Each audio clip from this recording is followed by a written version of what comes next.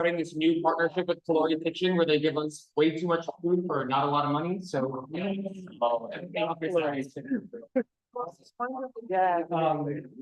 I want to. Yeah. I've joined. And did you actually join yet? I talked here the economic. Oh, yeah, yeah. Yes. That was my original. It's the one that's going.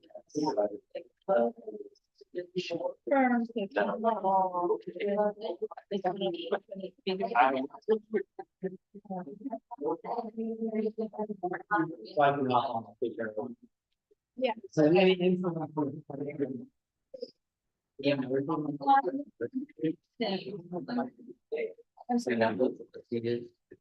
we know what that is? It's Sunday.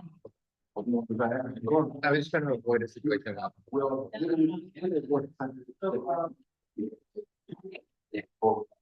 Yeah. You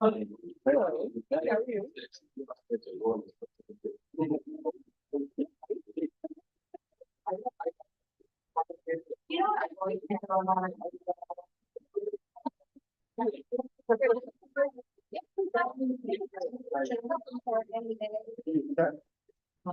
Okay.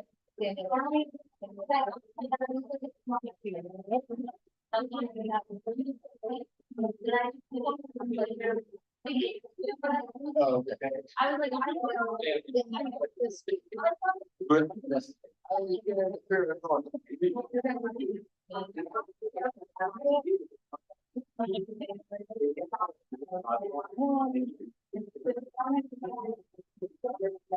Do we have one? No, we have one.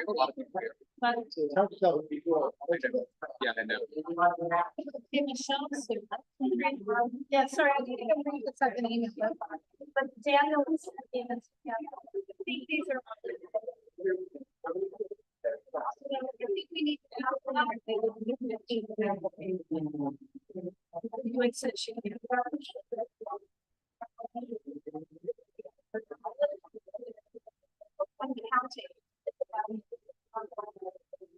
think we're gonna. I think we're there.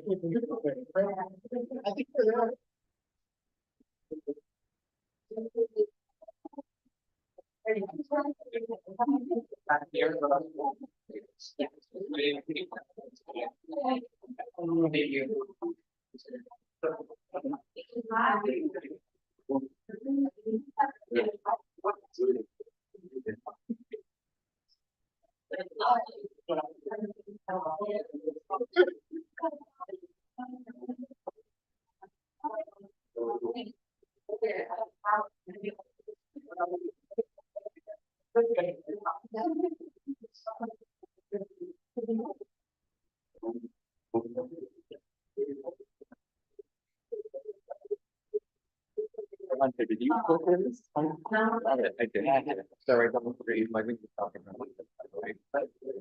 Oh, great. I mean, I was just saying, they shouldn't have carbs, but it's like now where they're some noodle, like in butter. Like many people have lived through. I don't know. And it came to dessert. They were because last year I just ordered it, or last week rather, I just ordered it. Oh, yeah? And they're like, oh, you can just dessert. I was like, no, you cannot. So this time we did like the so yeah. Yeah, I walked into the right? Is that what's they moved here? Oh, okay, so it's not a second location. Yeah. Maybe probably like 3 years ago or something.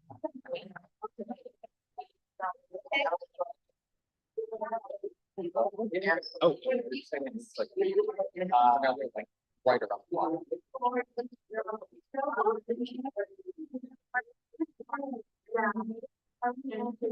So how long have you been in the Oh, yeah, we bought a year ago. I've been looking for a while. And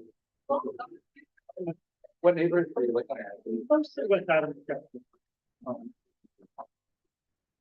I've lived in Brentwood all my life, so I couldn't, my orbit is sort of is west side, so. Yeah, yeah. This actually perfect. Like I can places on the west side more quickly than Not putting on this record. Yeah, fine. Yeah, great. Well, like, Yeah. I've been in the 2.5 years. Oh, Okay.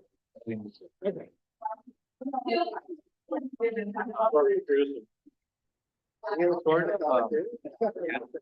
We were like this, didn't get to do last time. I think Josh did not, right? Because of this time. I'm not for it, no. You can pick me off. I can pick me off. And here's the just like our target bell. Okay. Josh.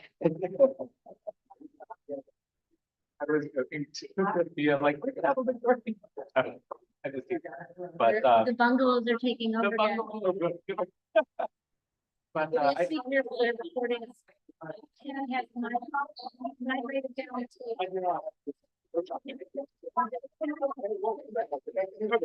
Yeah. well, I guess I can say Long Beach. Oh, okay.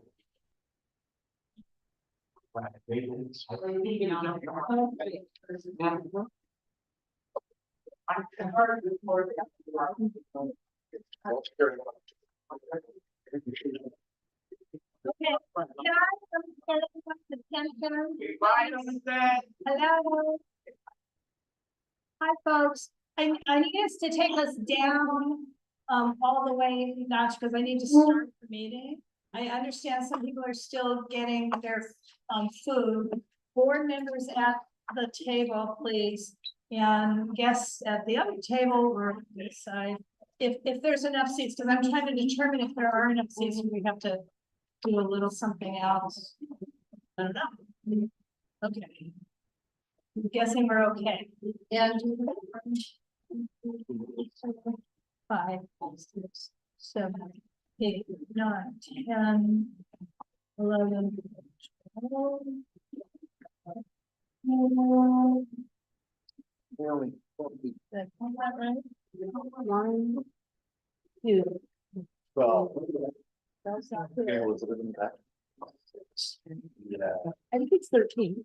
Okay. 1, 2, 3.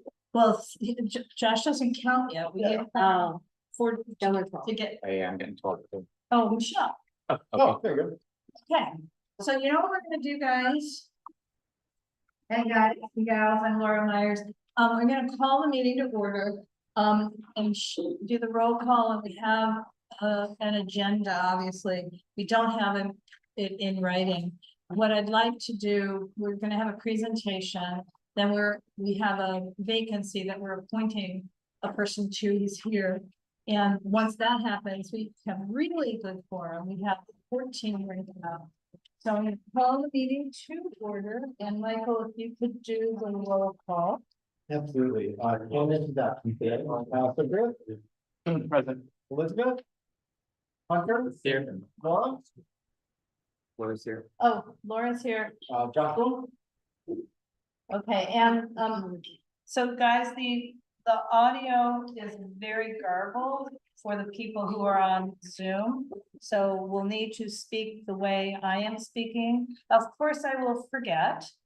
And also we say who's speaking, Laura's speaking, but they're having trouble understanding this. Sorry, Michael. So it's called Joshua, who's not here, so.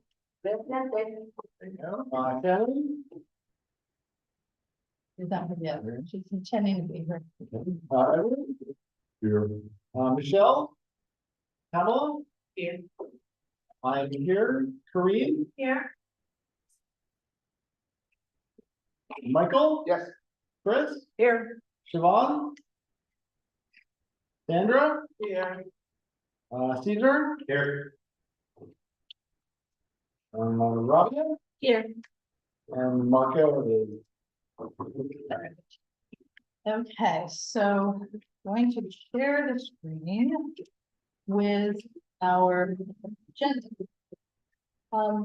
So again, this is Laura speaking. I'm sharing the screen with the agenda, and we'll run through it rather quickly. So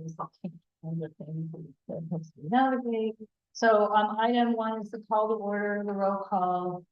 Board members voting status, which will turn around and get to it after I go through the agenda.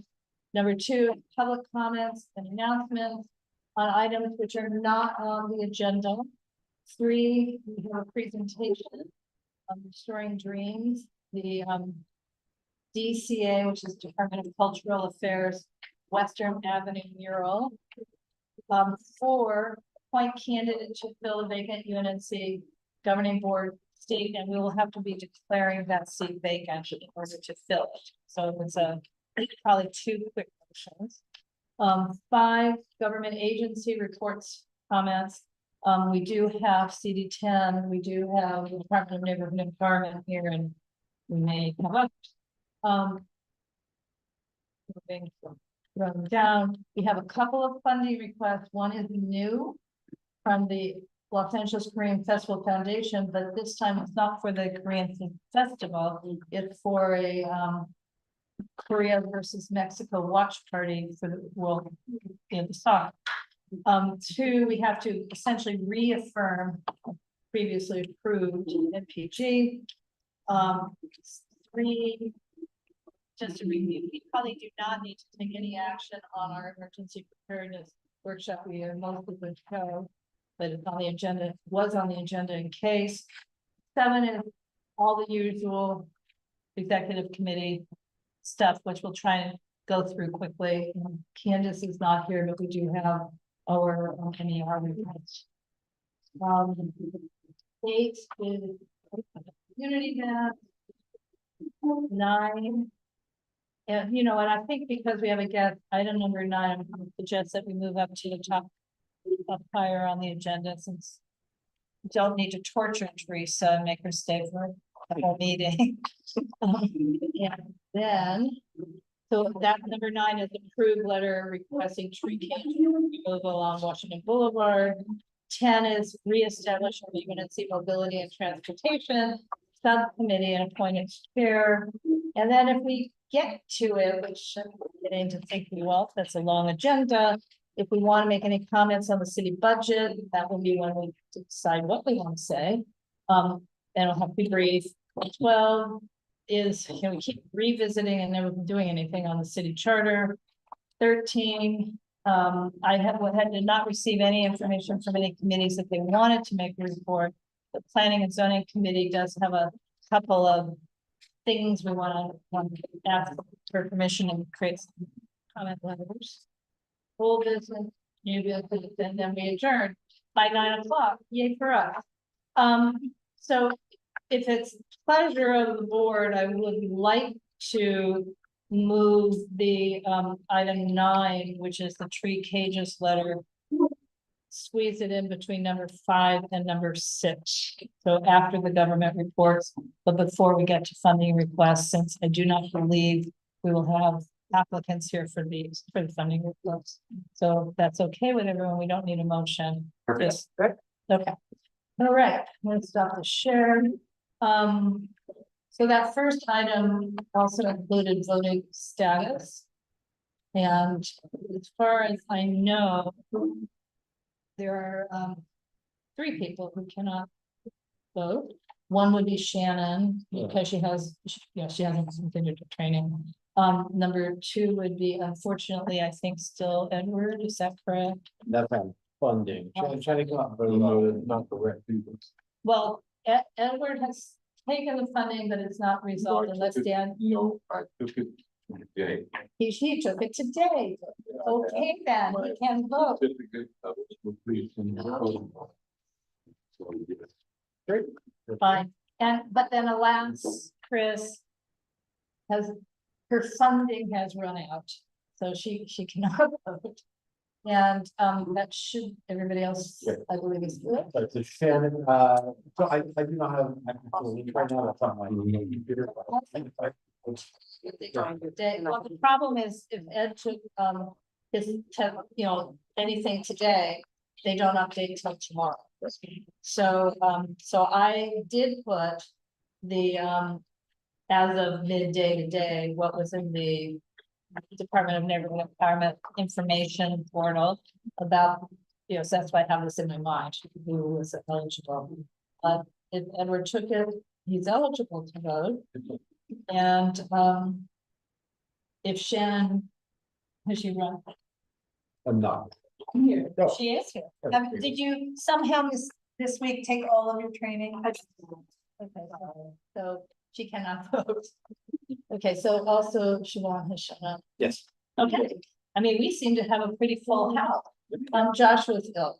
Okay. So I do have that information. Okay, any general public comments on any item which is not on tonight's agenda? Teresa. Thank you, everybody. I'm Teresa Mason. I have a comment and then an announcement. One, my comment is that, many of you know that I chair the tree committee, that I should have been invited to, or anybody who chairs a committee that is not on the board should be invited to meetings with the council. I'll just assume it was, I was overlooked, but, I'd like to make sure that in the future, any meetings that have to do with the board, that chair people are also, included. Okay, Laura, Elisa, I'm gonna ask Elisa because will that be possible? she did, Okay. But I was told otherwise on the last. okay, that's not, I understand it, but, okay. And then the comment I'd like to make, I mean, the announcement is that, next Saturday and Sunday at 7 and 25th West Adams Avenue, we're having our community cleanup. We have 2 large dumpsters. So feel free to clean up the garages, with your spring cleaning, bring all your stuff. We'll take everything except the demolition materials, hazardous waste, tires, chemical, and electronic waste. And that's next, May the 16th and 17th, 8 to 8, and we also have breakfast and lunch Where? at 7th and 25th. Thank you.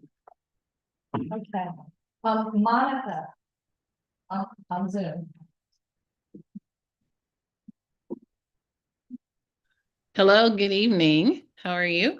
How's everyone? My name is Monica Bailey, and I'm the Education and Community Outreach coordinator for the William Grant Still Arts Center. And I wanted to share about our art and jazz mini summer camp coming up.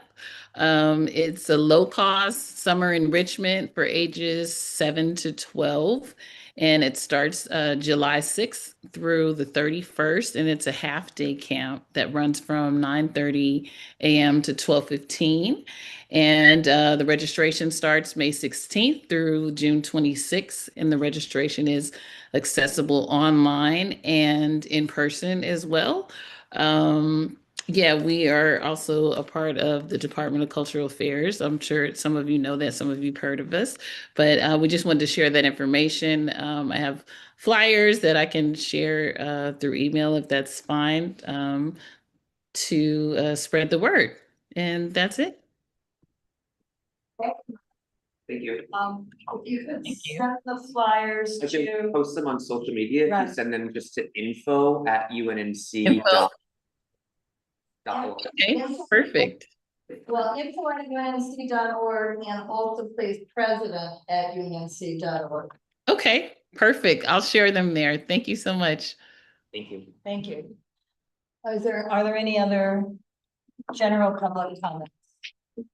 Fire station service day. Oh, that's a good point. Grace isn't here, so No, that's all right. And this Saturday, here, hang on. So I'm sharing the screen. This Saturday, May 9th, from noon to 3 o'clock. You can see the flyer on the screen. Well, citywide, it's Fire Service Day. So many fire stations are open. Some are having really big events. And we're hoping we are one of them. So our fire station 26, which faces Western, but we're entering from the rear on Manhattan Place between 20th and 21st Street in Western Heights, is having family activities, community outreach, firefighter tours, which I think they don't mean we're touring the firefighters. I think they mean we're touring the station, but they call it firefighter tours, demonstrations, lots of, kids really love this. If you want to please talk to your neighbors, because I've seen photos from our previous fire service days and others, and the little kids are like climbing on the fire trucks. So, I mean, it's a very great event for kids, but it's also good for us. Free food, free music. We, UNC will have a table there later during this meeting, since this is in general public comments. We have an agenda item about upcoming community events where we need to be signing up for table. And so we'll talk about that piece of it later in our meeting. Okay, thank you for reminding me, Chris. Okay. And any other general public? So, We have one in the back. okay. So if you wouldn't mind coming closer and speaking to the fun device. And because otherwise folks online wouldn't be able to I hear. understand, I teach and the school has lots of things. And say your name, because we have an AI transcript, which will just say UNC president is speaking, no matter who is speaking. Okay, perfect. My name is Ryan Nellis. My wife Cindra and I just moved into this area down on 5th and 36th. And I've only been here about 3 months. And I met Caesar fortuitously on the street. A few days after, we unfortunately had a fatal hit and run right in front of our house that I just happened to witness because I was outside getting into the car. And that being said, we hope that this man, Melvin's life is not going in vain. He was just on a bike. It was a Saturday night, and there was a Jeep fleeing a robbery, we believed to be a robbery, being pursued by the person who owned the store off of Jefferson. He was going very fast. I mean, like 80 to 100. And so anyway, it occurred. And so now we've been reaching out, and this has allowed me to meet Allie, who has been amazing, to say the least, in putting us in contact. I was in touch with her prior, some truck people parked on 36. And so I'm really just letting you guys know that's what happened. And then a lot of steps, because I've now talked to Officer Ordaz, as well as Officer Cole, have been in touch. And so they're doing a lot of safety precaution measurements and testing on 36th Street, because that's the speed and where the incident originated. And and so that a lot of progress, I think, is in the works, and I realize we have to be patient about that.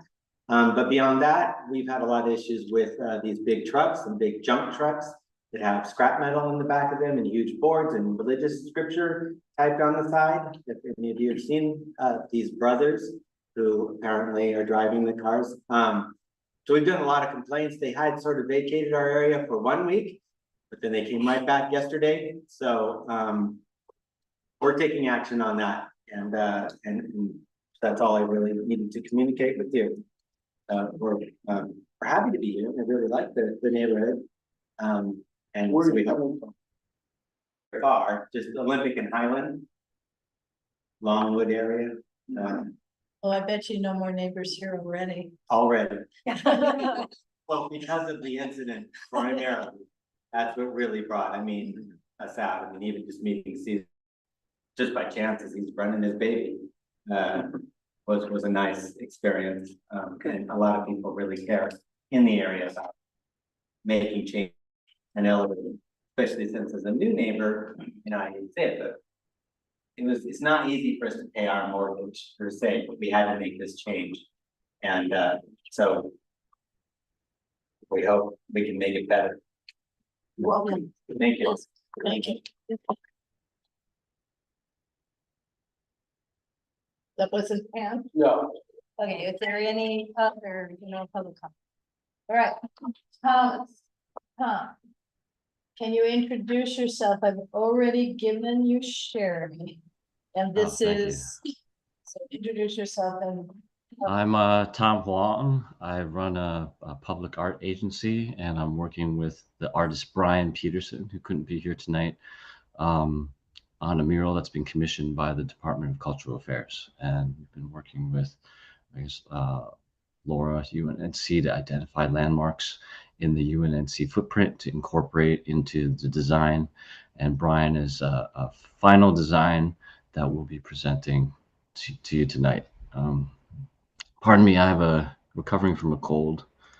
So And I will remind everybody, these set of murals will be on the former Council District 10 field office.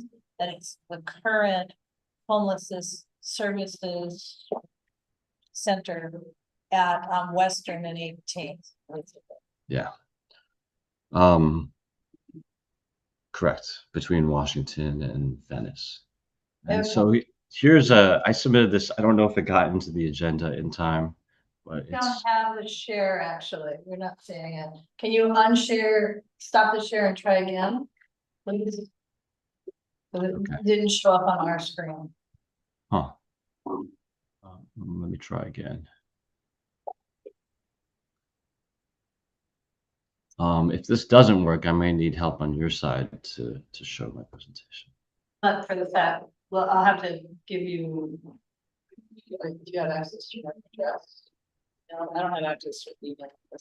I do have access to email, yes. Okay, is this working? Yes, there you go. Okay. I don't expect you to read all of this. This is a short description, well, a longer description of the mural, saying that the intention is to dignify people experiencing homelessness, and the work of the people who are uplifting them. This is the main wall of 1819 South Western Avenue that's facing the parking lot. We interviewed people who were experiencing homelessness. Over the last month, we interviewed like 18 people through the People Concern, which is in the UNNC footprint headquartered, and also She Does Haven, which is a women's shelter actually on the property in the trailer. And these are composites of the people, and inspired by their stories, so that we don't, DCA did not want us to depict real people to avoid a situation that we've been having now with a real life person and having their face removed from murals. So you'll see their quotes accompanying each person that are real life quotes. And then we have the certain landmarks in the background. Here on the far left is the Wilfendale Club. That was one of the landmarks that was given to us by your neighborhood council. We have the McCarty Church, palm trees, and also the public storage Art Deco building. And we chose the Art Deco building and the church because of their height, like the dimensions. It's easier to show a tall building in the background. And then the Wilfendale Club, because of its historic significance as I think the first and oldest African-American meeting house for women in Los Angeles. On the corner, there's a tower on the corner. This is where you would, if you were driving up Western, you'd see the sign that says the council member, showing a woman with her dog. This is inspired by a true story as well. I'll skip the details, but in the background are the rows of bungalow houses in Jefferson Heights, along with some trees. And then on the front facade of the building, facing Western Avenue, we're painting these heart hands to be Instagrammable, and it's showing kind of like the valley, and it's intended to be hopeful. So this is the final design. Brian and I are hoping to get your blessing on it, and if there's any comments, I'm going to take them down. But we thank you for partnering with us and making this possible. Thank you. This is Laura speaking. Are there any comments or questions? Chris? On the one facing Western itself, that's right at street level, I know there's some special clear coatings that can be applied that make them more resistant to graffiti and easy to clean. Is that gonna be incorporated? Because the artwork is lovely. I would hate to see it diminished in any way. Oh, thank you very much. Yes, the entire mural will be graffiti coated on all sides and all the way up to the top. And the reason we do that, even though if it's not at graffiti level, is that the sun will fade the non-coated portion of the mural differently than the coated portion. So we want it to all age gracefully together. I have a question. Yes. Was it, Hunter speaking? Was there like a local artist that was used to make these, or maybe like an artist who experienced these? Details about the creative process? I'm sorry, I think I heard two people talking. Could you repeat the question? Sorry, yes. Was like a local artist employed to make these, or was there an artist that maybe experienced homelessness themselves? What is the creative process behind this? The greater process. Okay. So originally we actually had artist grants in our proposal. And then I guess over the last 3 years of contracting through the city of Los Angeles, that the artist grants were cut out. So our initial intention was to partner with local artists and give them a grant to both train them in what Brian does, which is interviewing people experiencing homelessness, getting their stories, painting their portrait, and then also help train them to help paint the mural. Unfortunately, that was cut. I guess the second part of your question was, what was our process? So yeah, so what was done instead then? I'm sorry. If the grants for the artist was cut, who is going to be painting these? The artist himself is going to be painting them. Oh, great. Okay. Yeah. And we're planning a community engagement day that we've allocated like budget from the artist grants to that, which we're going to invite the neighborhood, including the Unnc, the council districts, the Debbie Allen Dance Academy down the street, and also people, both clients and staff from the homelessness organizations that we were interacting with. So hopefully that will happen perhaps in August, and we'd love to have everyone who can make it out to come help and paint the mural, or at least enjoy the atmosphere and connect with neighbors. This is Laura speaking. So in partial answer, Hunter, it was a very competitive process. There were 80 some applications to the Department of Cultural Affairs. Being a local artist was not a requirement. If the consideration to local artists entered into the discussions by the jury, so in other words, in part of the whittling, but that was not the Department of Cultural Affairs requirement. Oh yeah, but Brian actually was based in Santa Ana when we first submitted the application, and during the pandemic, this is how long it was ago, he relocated to Florida, where he's from, to get help from his parents. But I'm based in Pasadena,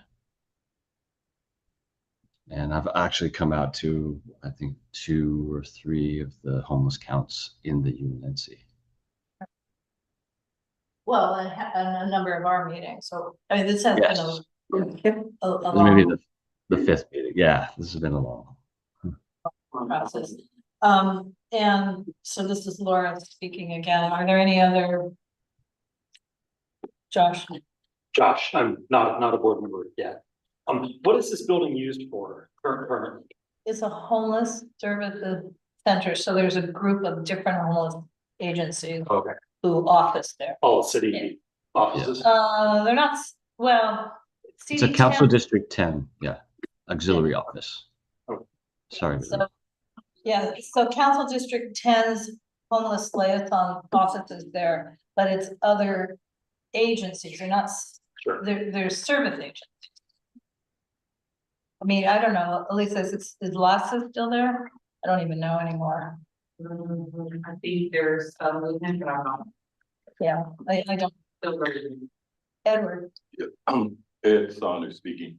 What is the anticipated lifespan of the mural? I mean, how long is it gonna be vibrant or? Do you know, or can you tell me? I don't have the accurate number off the top of my head. Thank you. I believe it's 30 years that we have to make it last. So we use the highest quality paint that we can and graffiti coat it. We also add like a UV coating to protect it from the sun because the UV rays of the sun will fade colors. And we're using a special graffiti coating that's been developed here in Los Angeles by Judy Baca's organization, specifically for LA murals that will consolidate the colors and keep them more vibrant for a longer amount of time in the sun. yes, Showcase. Running a mural, I know you said 30 years, does that mean there's a budget for 30 years of graffiti to clean it off every day or every other day? Or there's graffiti, what does that look like? To be coated? Whether you can, is it like you rinse it off, is it soap and water, what does that look like? Oh, the maintenance? The maintenance will be handled by the city, but what it would look like is there is a sacrificial coating on top. So you would rinse it with a hot water pressure wash, and it would come right off, and then you reapply the sacrificial coating. Oh, okay. Yeah. So if it's okay with everybody, I'd like to move on. Yeah. Okay, yeah, thank you. Thank you very much, everyone. Have a good evening.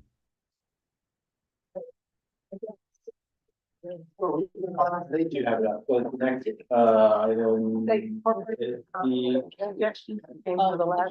Yeah. Okay. And then question on that, so he's taking Marco's seat, but do we need to do anything to, okay, so 2 motions or? Okay, so, the next agenda item on the agenda, it reads that we are appointing, well, with the pleasure of the board, the executive committee has recommended someone to fill the Area 6 representative position. So that's the position that Marco has had, but he's moved into Area 3.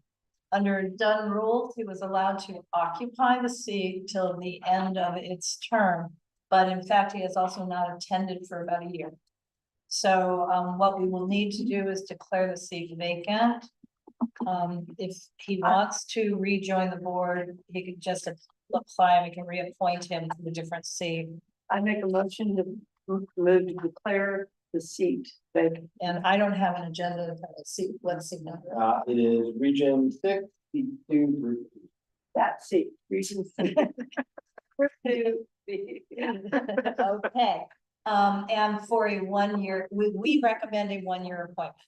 Don't we have Oh, to this is declare? one motion? No, this is the Oh, motion to this is the declare vacancy, the sorry. vacancy, You're right. vacancy. Is there a second? Edward seconds. Okay, is there any discussion, or shall we just vote? Okay, we do need a BAC. No one will ever look at it, but we do need a BAC. Thank you, so to vote, Chris. Yes. Elizabeth. Yeah. Hunter. Yes. Laura. Yes. Joe. Yeah.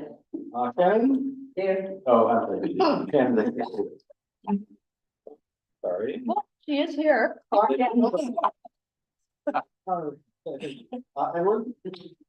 Yes. Michelle. Tamala. Yes. Kareem. Yes. Michael. Yes. Chris. Yes. Siobhan. Yes. Sandra. Yeah. Caesar. Caesar. Yes. Rabia. Yes. Excellent. Motion passes. Okay, so, And now Marco is eligible.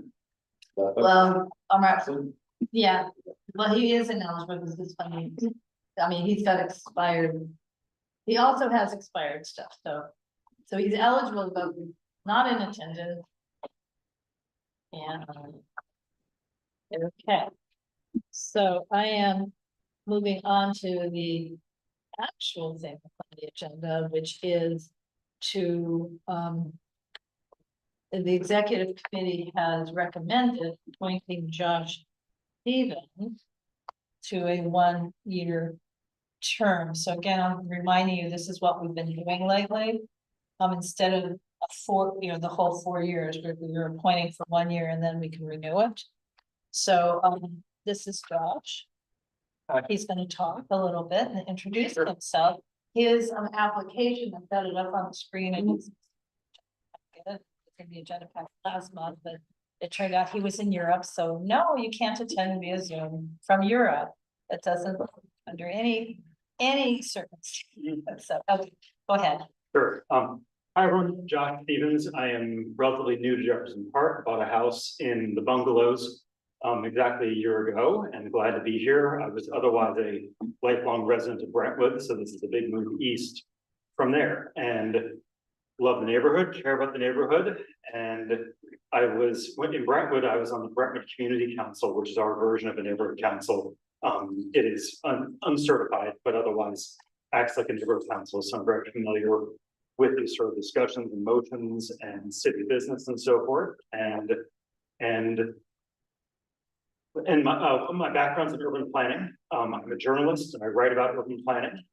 So again, and I studied it in grad school, so civic affairs are very familiar to me.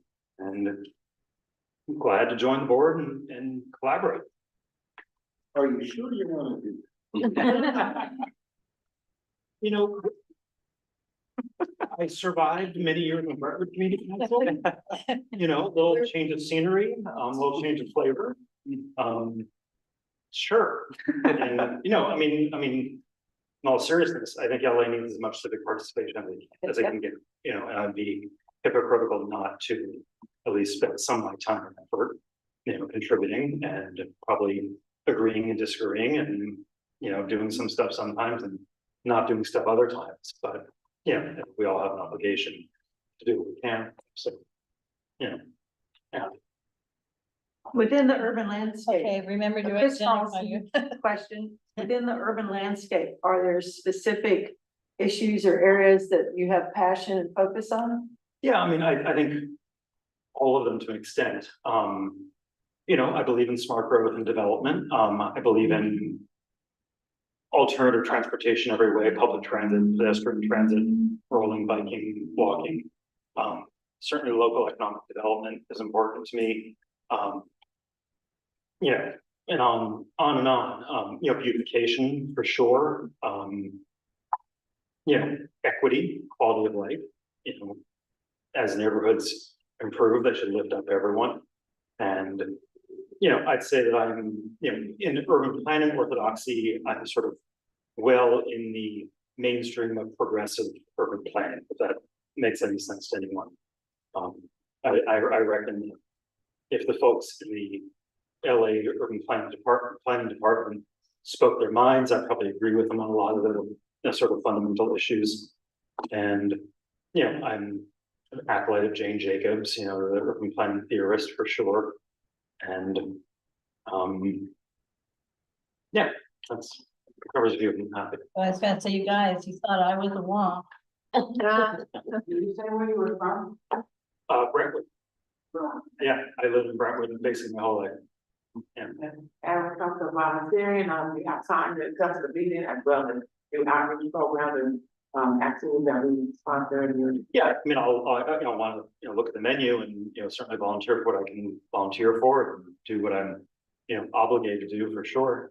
As far as these meetings, yeah, as far as you know, unless I am out of town, I don't have a standing conflict of any sort.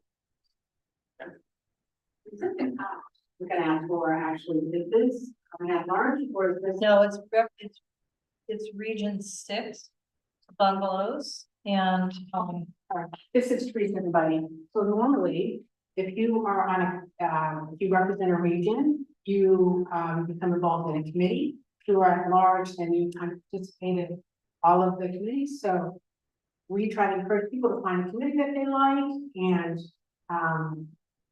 you know, go after that. I'm no longer on the board, but that was right. And we had talked with Josh, well, I'm sure Robbie has talked with Mhm. Josh about joining her Yeah. new economic development committee. Yeah. I mean, because he's in favor of a bid and other, yeah, but also I would hope he comes to planning and zoning. Since he knows planning and zoning and trees, everyone, yeah. Okay. Needs participation. I will restate it a little bit. If there's a development project in area 6, the area 6 reps would normally come to planning and zoning. Sure. Or if there's something on the agenda for any specific committee that hits the region, and that ditto for other regional reps. So, you know, so they're not wedded to a single committee because we should be paying, you know, if you're all of you who are regional reps should be paying attention to the agendas. Show King. Yes, this is joking, I have a question for you. I know you said you are into urban planning and planning, and as a representative, this area here is being heritage gentrified, and I'm wondering what, where you're at with that, with the expertise. I mean, cities are gonna change for sure. I don't want it to change against anyone's will or against anyone's livelihood. I think. I don't know the instances that you would consider gentrification. I'm happy to talk to you and find out what you mean and, you know, get the. If I was, have a discussion, say, Not this, your textbook that. sure, but there are different instances where that happens, right? There's a definition, but, you know, are we talking about, you know, buildings being demolished and people pushed out? Are we talking about, you know, rising real estate values of houses being flipped? You know, I'd want to talk about how exactly that manifests itself here. And, you know, and what we can do, right? Like some of this is just the market. If someone sells their house and it gets, you know, and the value rises, so be it. But if there are instances in which people are at risk and this body can assist them in some way or mediate, sure, bring it. Thank you. Yeah, Tamara and Shaw, how long have you lived in the neighborhood? A year. Elizabeth. I feel like I can, you probably know this already, but I think we distinguish ourselves in Quincy because of historic preservation.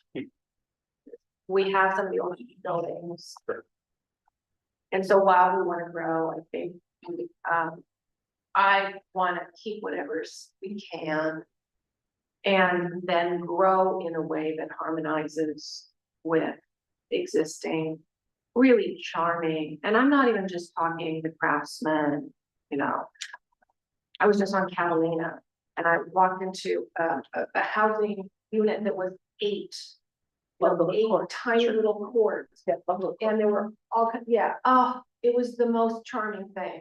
So when we change, I just wanna like everything that is going up seems to be modern, right? Yeah. And it's like, wow, where could we not have everything so modern? Or anyway, so what happens to art charm?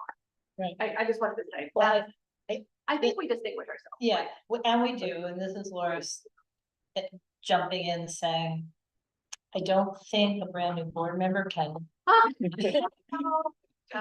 Well, no, I would ask you, if you're concerned about so forth, what has this body done to investigate design patterns or to encourage developers to develop a certain style? We've done a or lot. talk to the employees even.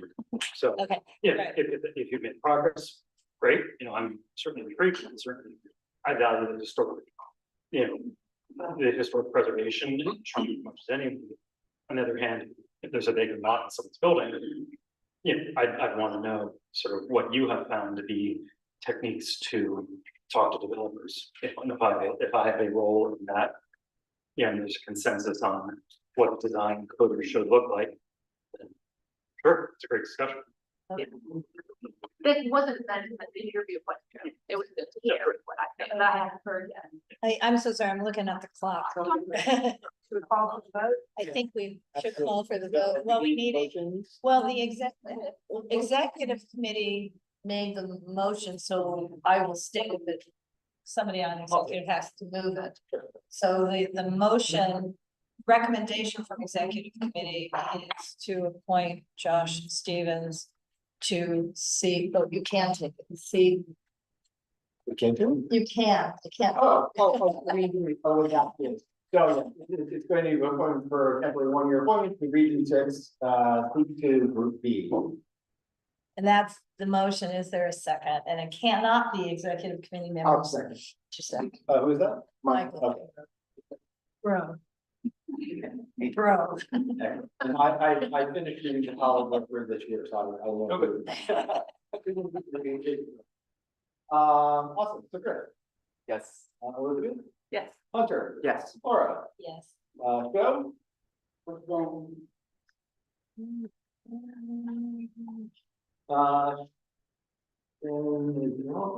Edward, Yes.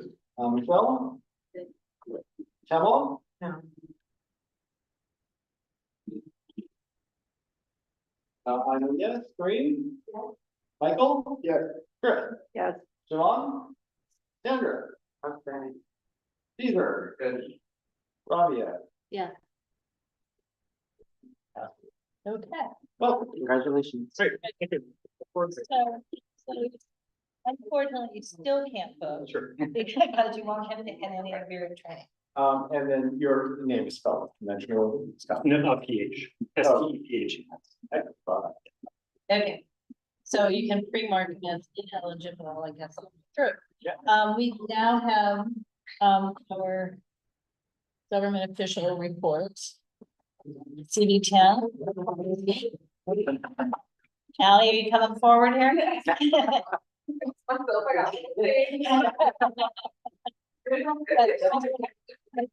do you want? Was it just now? Today or today we're doing? Well, Daniel's here from Dole, Oh, and I think.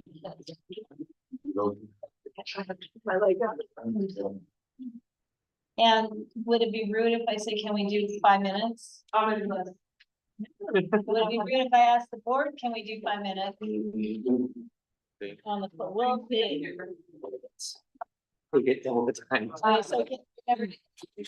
For that. Lisa Rivera, Council District 10 Field Deputy.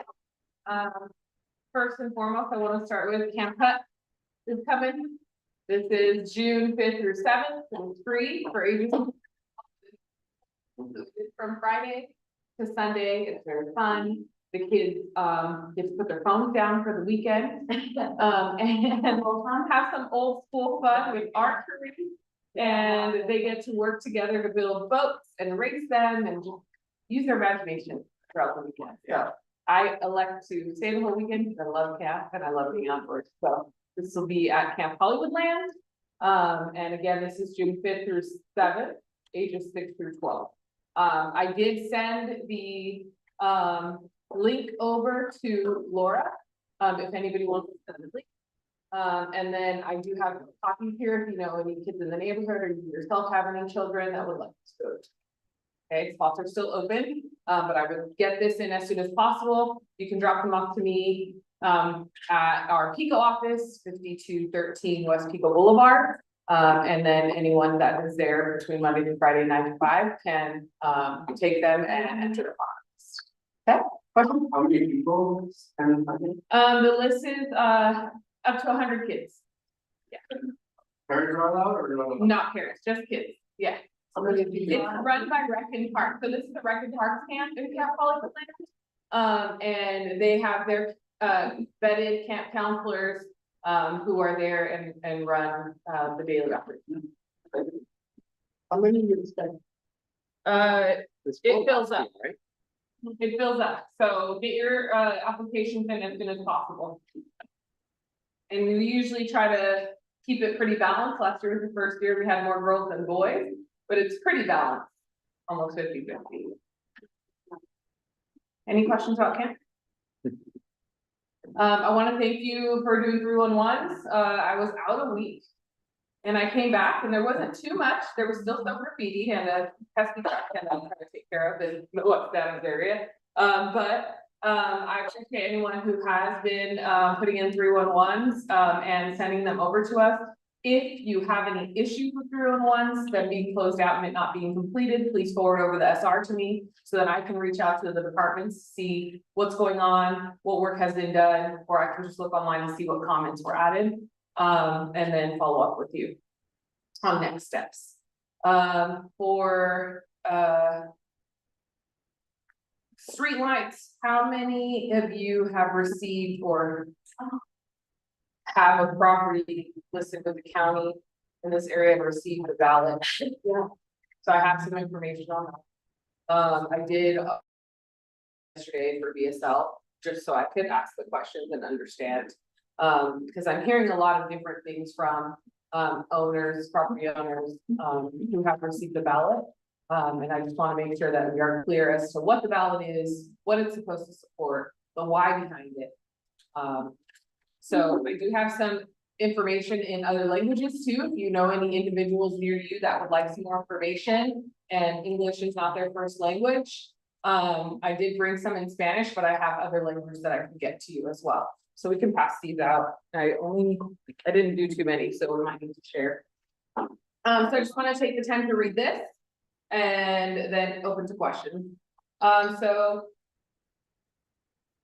the ballot is asking you as a property owner to vote on the proposed street lighting assessment, which will replace the existing street light assessment on your property. Ballots were sent to owners and addresses on file with the LA County Assessor's Office as of January 2026. So basically, you can vote, up to you, you can vote yes for the new assessment, but if you vote no, it'll keep the existing assessment. I think that's where there's some confusion. So you'll keep the existing assessment you have heard, right? If it does pass or doesn't pass, that's the direction we go. To be counted, ballots must be received before June 2nd, 2026. The amount reflected on your ballot is the proposed annual amount that will be assessed on your property or properties. All streetlights in Los Angeles are funded by an assessment, which is a levy or charge on the property to the service of street lighting.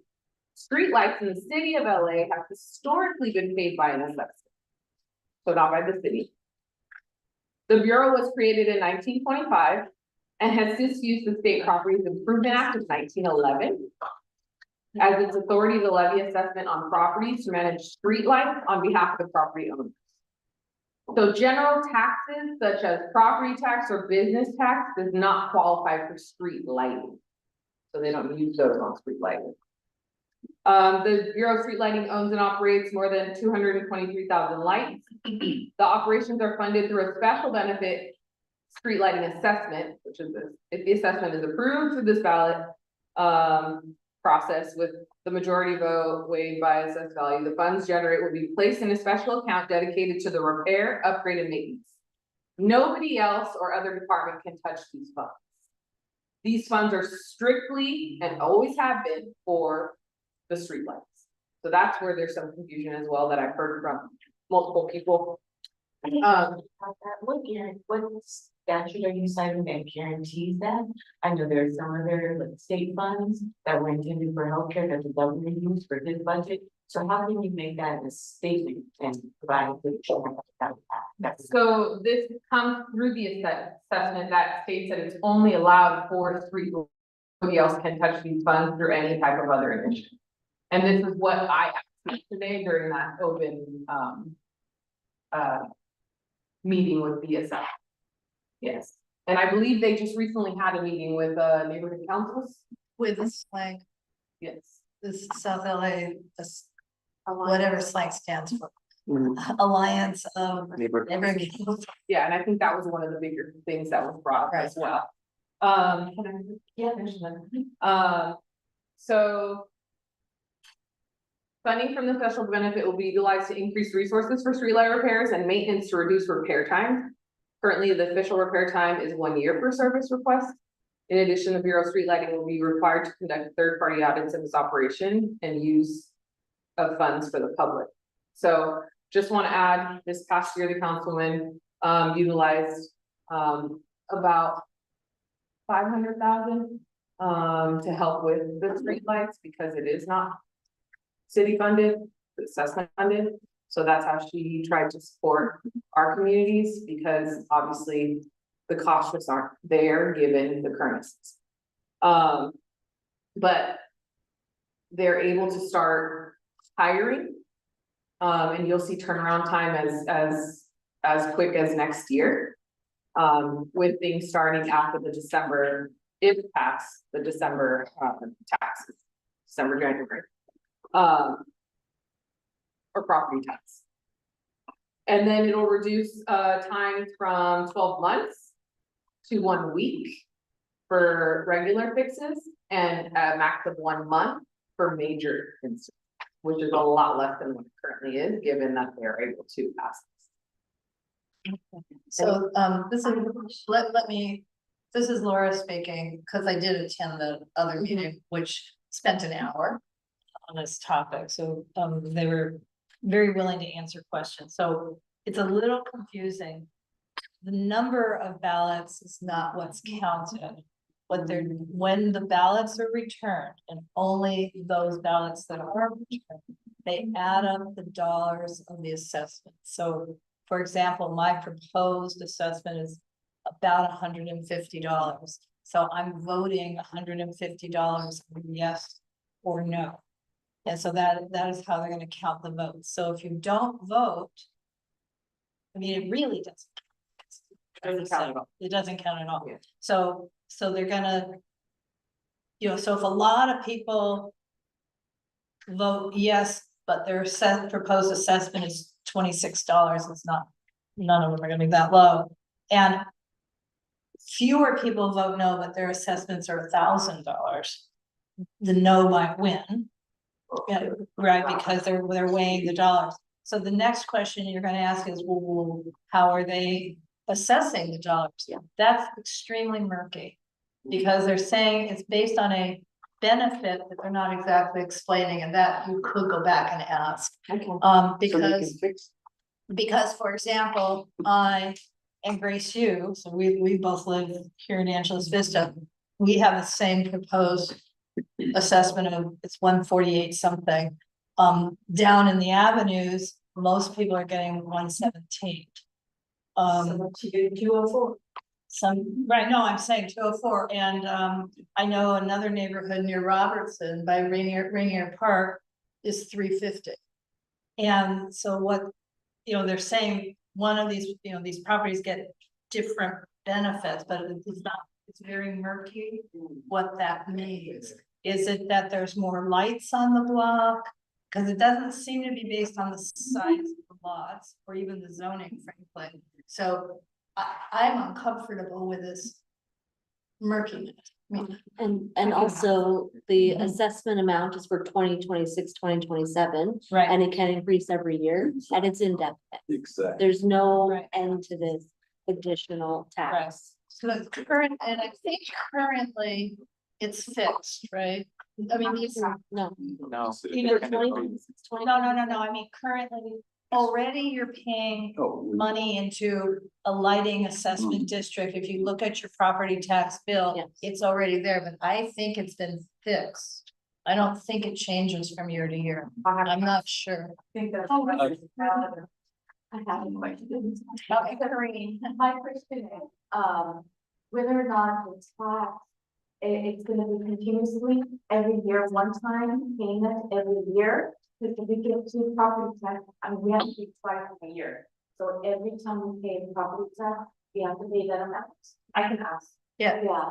And is it continuously? Because sometimes, when they have me connected to a city department, it's really hard to get out of. It's like if we were gonna rent a unit, you have to pay the city or it's an exception unit. It is so hard to get out of it. So I'm just, if there's a way to, kind of opt out. I'll have to ask. I don't know if you can. It's all through the county assessor. Okay, thank you.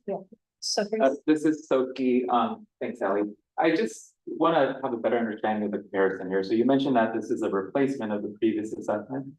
So I gather that means this version, right, but I gather that this version would be more money effectively than the previous assessment. Yes. Do you know anything beyond that? Like, are they calculated differently then, or what is the difference really? Well, they keep using the example, this is Laura speaking, that the current benefit is $58. I think that's an average.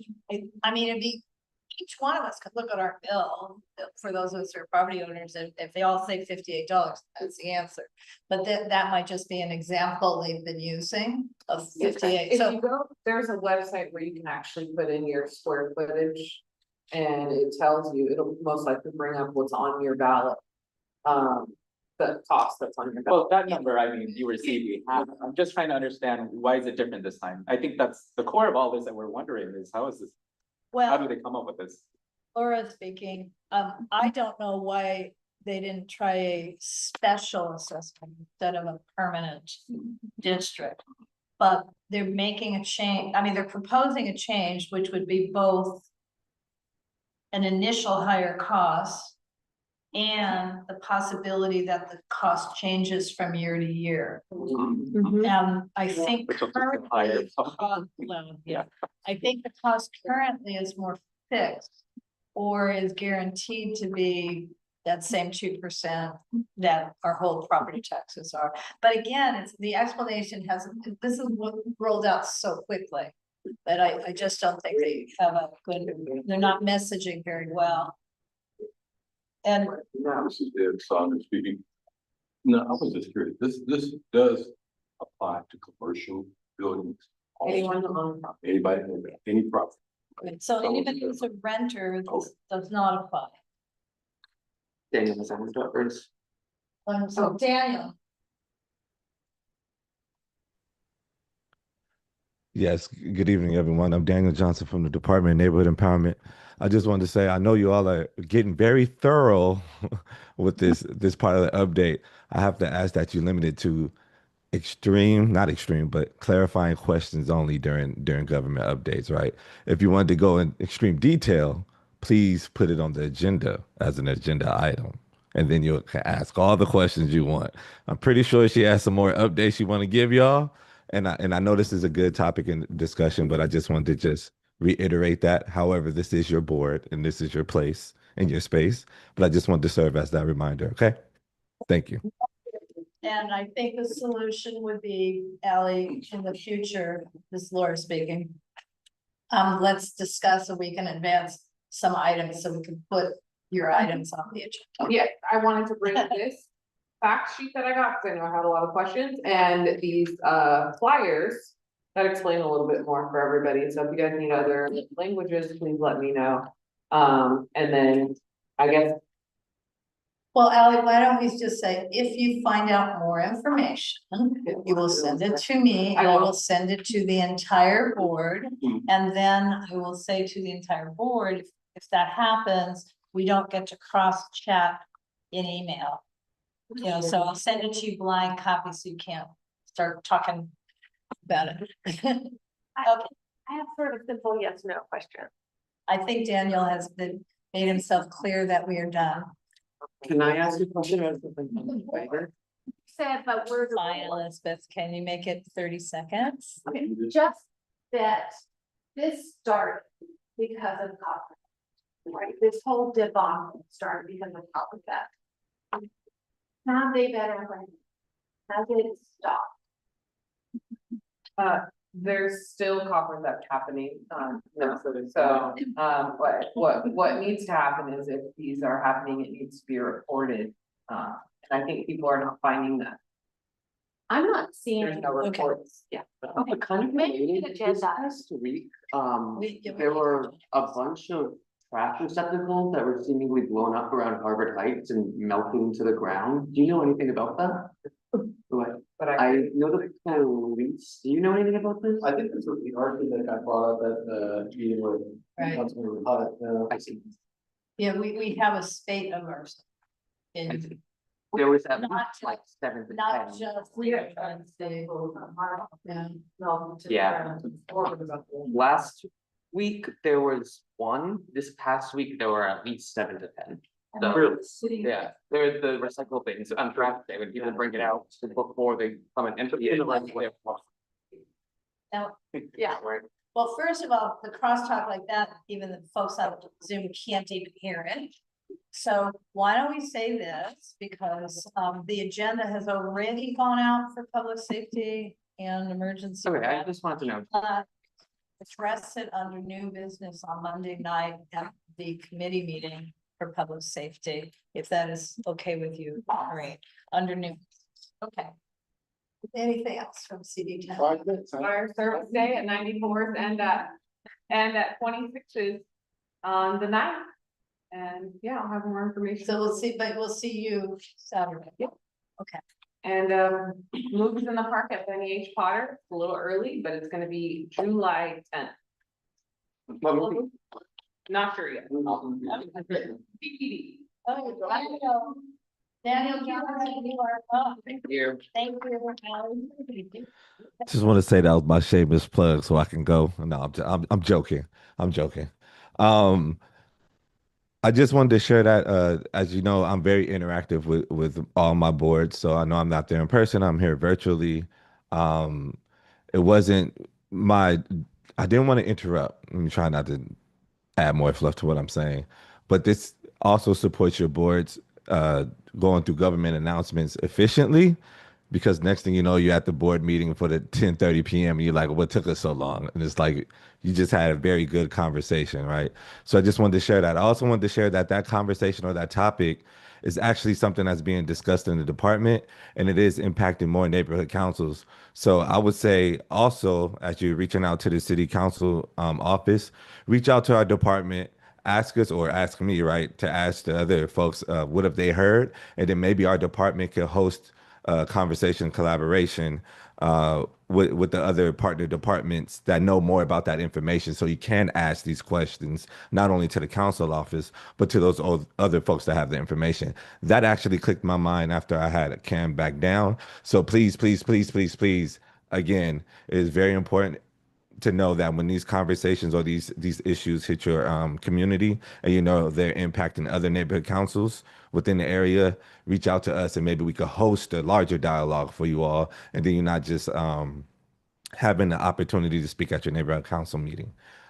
As you should for the community, but you know, just so you all could get a little more well versed and get your questions answered as well in a different type of setting as well. So please keep that in mind.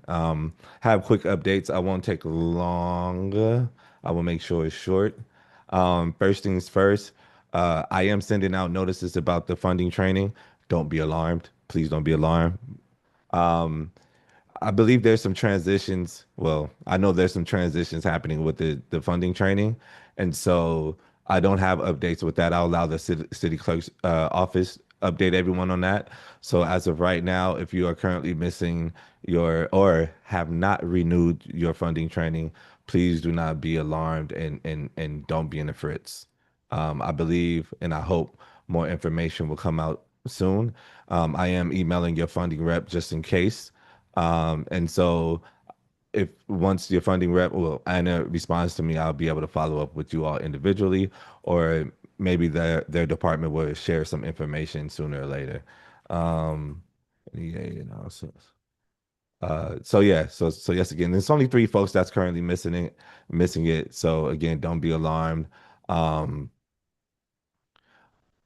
That is the guidance I have today. If anything changes before, of course, I'll let you know, or if anything will be impacting those folks to vote tonight, I will let you all know. I think as of right now, I think it's okay to play it safe by having them not vote. But yeah, moving forward, if it there's no opportunity to complete the training, then they should be good. Just wanted to state it like that. There is, with that being said, the transition to on Tuesday, May 20th, 2026, from 12 p.m. to 1 p.m. on Zoom, the Office of the City Clerk Funding will be hosting a brown bag around the funding clerks policies and guidelines that just changed. So City Clerk's office will be hosting that brown bag opportunity. Maybe that's where you hear some information. I'm not too sure, but more information around training or funding May 20th. There's another opportunity Tuesday, May 27th from 12 to 1, another brown bag agenda writing workshop for neighborhood councils. That's from May 27th um, 12 p.m. to 1 p.m. And then there is also the Empower LA's 2026 Empower LA Youth Conference. That is Saturday, June 6th, 2026 from 8 a.m. to 4 p.m. at LA City Hall. Again, that's Empower LA's 2026 the Youth Conference, Saturday, June 6th, 2026 from 8 a.m. to 4 p.m. at City Hall. And then the Budget Advocates Annual Budget Day will be happening Saturday, June 27th, 2026 from 7:30 a.m. to 12:30 p.m. at City Hall. Again, that is Saturday, June 27th, 2026 from 7:30 a.m. to 12:30 p.m. at LA City Hall. That is going to be the budget day hosted by the Budget Advocates. And if you did not know in regards to the budget and speaking on behalf of the neighborhood council or your community or on the budget, there is the neighborhood councils have various ways of doing so, right? You can always speak as an individual during the entire process, right? You can also utilize the budget advocates as well as the neighborhood council. Your neighborhood council can reach out to the mayor's scheduler and schedule a meeting with the mayor's office to discuss the mayor's city budget. And that, of course, that's not the last place you can go. The commissions, the city council's members, you have that tool in your tool belt. Please utilize it. I don't think neighborhood councils utilize it enough. I think, and it's also there. It's also written. So please, it's not easy to get a scheduled on the mayor's, schedule, but that is at you all's leisure. That is not nothing I can kind of really like support with getting you a meeting sooner than later. But please don't forget, as the budget comes and goes, that is the opportunity that you all have. Other than that, just trying to look, because again, I didn't want to take up too much space. There are some updates coming along that you may have noticed from SB 707, from Senate Bill 707, from the I'm trying to think of the name, the city attorney's office. I know it's called the office of the city attorney, the city attorney's office. Laura was great at sharing her feedback with us in regards to that. Just want you to all know that that information is provided by NCAD. But that information that you do share, the feedback is given to NCAD and the other folks in the department that lead that charge. So whenever you provide us the best feedback you can, we hear it loud and clear, and we do our best to try to update, provide the information, or address what was shared to us. Other than that, I literally don't have any more updates because I don't want to take up any more space. I would just close by saying, again, I'll reiterate, I know it's opportunity to speak to your reps that are there from various departments and agencies. Clarifying questions are technically like literally what they're supposed to be.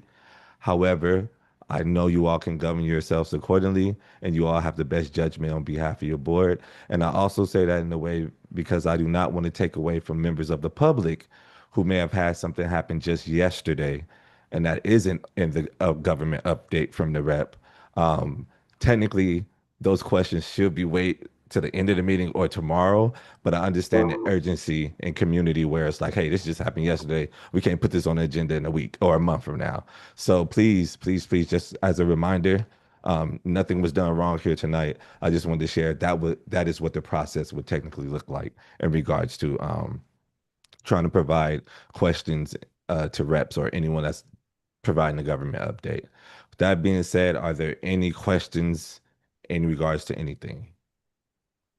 So, Daniel, this is Laura speaking for the record. Yes. For clarity for everybody else, I wrote, when we got the email saying blah, blah, blah, this is what somebody has decided about how we need to conduct our meetings. I immediately wrote Daniel and Mary Lou. So she's your, Daniel, Mary Lou, Yes. your supervisor. Immediate supervisor. Yes, ma'am. And said, don't just tell us what somebody's interpretation is, provide us a copy of the legislation. We are not children, we are grown-ups, we know how to read. So I wasn't nice, I was a little direct. But Daniel, then Josh, who's not here tonight, but is an attorney who does legislative work, and I both read the real deal, the legislation, SB 707.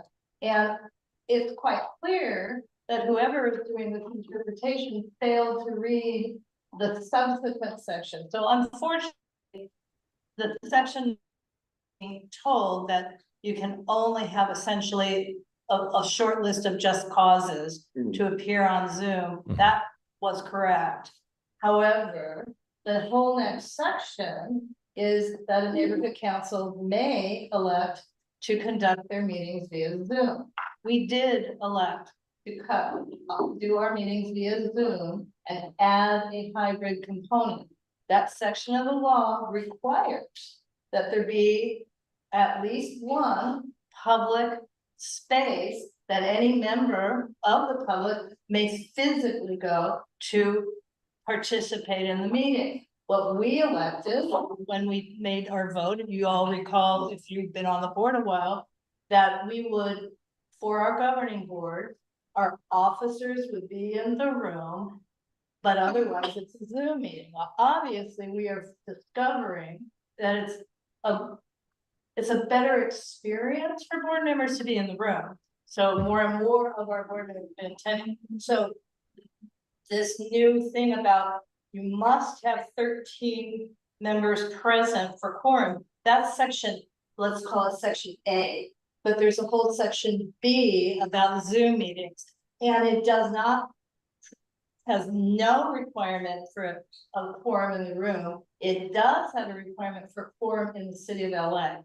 So that, in other words, if you are in Orange County for the evening, you don't count for quorum. If you're in, we've had someone in Albania, she didn't count for quorum, right? She got up at 3 in the morning to participate, but she didn't count for quorum. Whoever wrote the laws did not put a maximum on the number of board members or government agency members in a room. So it's silly that the law doesn't mention the word hybrid, but when you just parse the law, there's no maximum number of board members in that public space. There is a requirement that there be a public space, and we voted to conduct our meetings via Zoom. So we're gonna, in June, because I don't want to have any trouble with being declared an illegal meeting, just like tonight, we will have quorum in the room because we have to pass a budget for next year. Otherwise, we're out of money on July 1st. But beyond that, we're gonna argue a lot. I think no. I think you're very. I think I appreciate. I think we appreciate the feedback always, right? I know I do. I think we all do. I think as appreciate the aggressive, quick response, but yes. yeah, no. So what I'm learning, and again, I don't practice law, so I never speak on behalf of it. So we do need to move on. I got you. There are some nuances, and I think the questions you ask provide more clarity in regards to it, right? Even saying that there should be a quorum in the room, if there's somebody that has ADA accessibility at the drop of a hat, you all have to cater to that in the best way you can. And I think that's where those nuances come in, that there may be some interpretation that isn't clear or aligned with what's been happening currently yet. So I would say that. So as long as you ask those questions for clarity, that gives NCAD the opportunity to say, well, this is why, and not just you received the information you did. So I heard you loud and clear. I got you. All and right. then thank you for wrapping me up. I appreciate you. I'm here like a fly on the wall. Thank you. Hey, Chris had her hand. Only that I think because it's the in-depth discussion wasn't our agenda, we need to move on. Right, it's actually on our agenda. No, this one wasn't. You are correct. You are correct. Okay. Please. The next. I think the next one was the next. We Yes. switched. Oh, no, Todd. Into, because Michael has the agenda, so if you could just read item 9 out loud. Yes, item 9 Very is approved one request for tree cages removed on lot from board. Right, and I'm pulling it up and Teresa's going to talk about it. Once again, Teresa Leeds Mayor, Chair of the Tree Committee. After a meeting with the council office, they asked for a formal letter. We have been talking about removing the tree cages along along Washington from Crenshaw to Normandy, but they asked for a formal letter, so that is this. We actually started doing it manually. Hunter Jones and other people started doing it manually. Now we have an app to give us some ground truthing on that, because the survey was done in 2022. So we have DIS is going to, help us get an accurate, survey of the actual tree. Mine wasn't accurate. The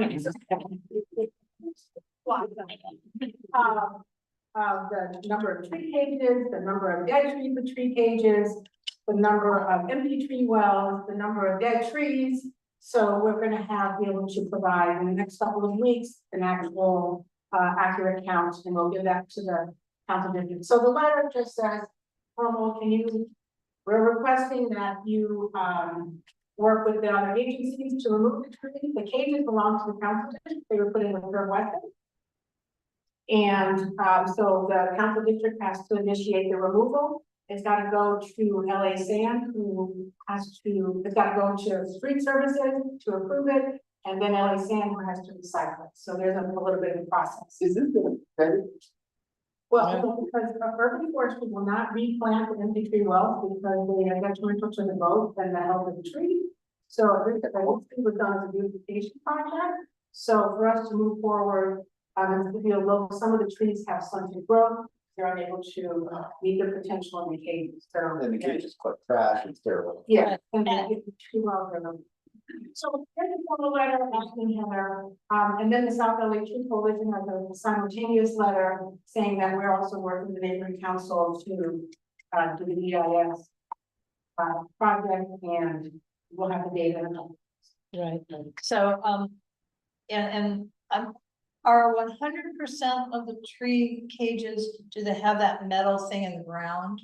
Embedded within the tree well, Yeah. yes, that is And that's so hard to remove. But we've already removed like Yes. 20 of them so far, I mean, over the past few years, so it can be done, that's why it's just a process to have them removed. Do you need a motion to approve the Yes, letter? we do. I make a motion to approve the letter. I'll second.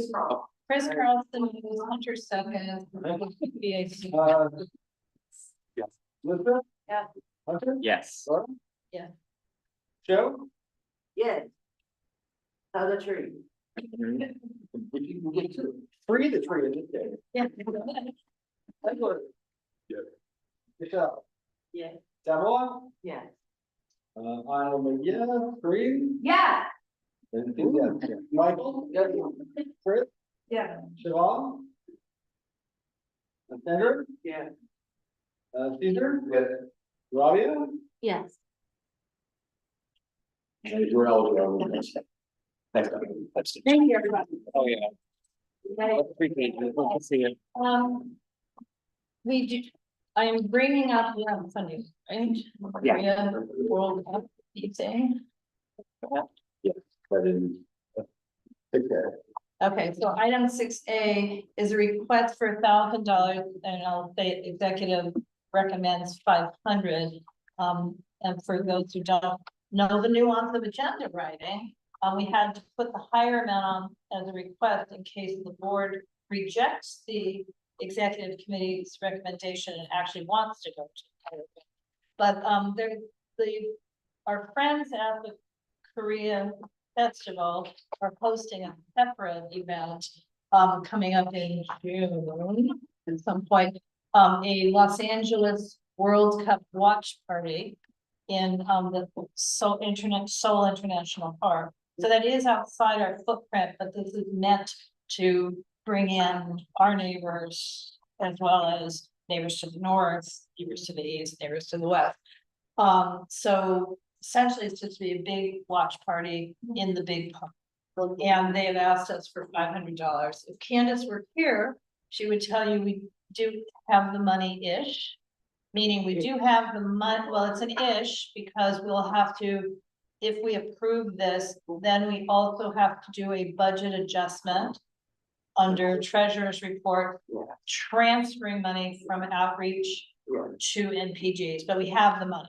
It was like, what, $430 or No, something? that we it's needed? 500 plus another 10. We were Okay. $10 short already, so it'd be this 500 plus 10. So $510. Yeah, and After randomly, I figured, Sure World Cup to go, I actually went to the Korea and Mexico match there, it was a lot of fun. it's not the first time they've done They met up a couple years ago, or what? that. Right, but I mean, Right, so it'll be on huge screen. Yeah, right by the aroma. So, they, unfortunately, Yona Hong, who's the applicant, is out of the country, so she could not be here. Are there any, got it up on the screen, are there any questions? Where's, there any- where's the? It's like like Oxford and Wilshire, there's that like the office space or set No, back. not gonna be there. Oh, no, the one I went to. Yeah, Stoll International Park, which is like Normandy. Irolo, Normandy, Olympic, Yeah, yes, where the festival is each year. Just Yes. a clarifying question, you did say, Laura, that actually sort of outside. The physical location is outside. Which I think is why we went from 1,000 to 500 in the first place. That, and we always give money every year for their Korean festival. We know they're gonna come back in a couple months asking for more money. So I think we determined $500 is a little more appropriate.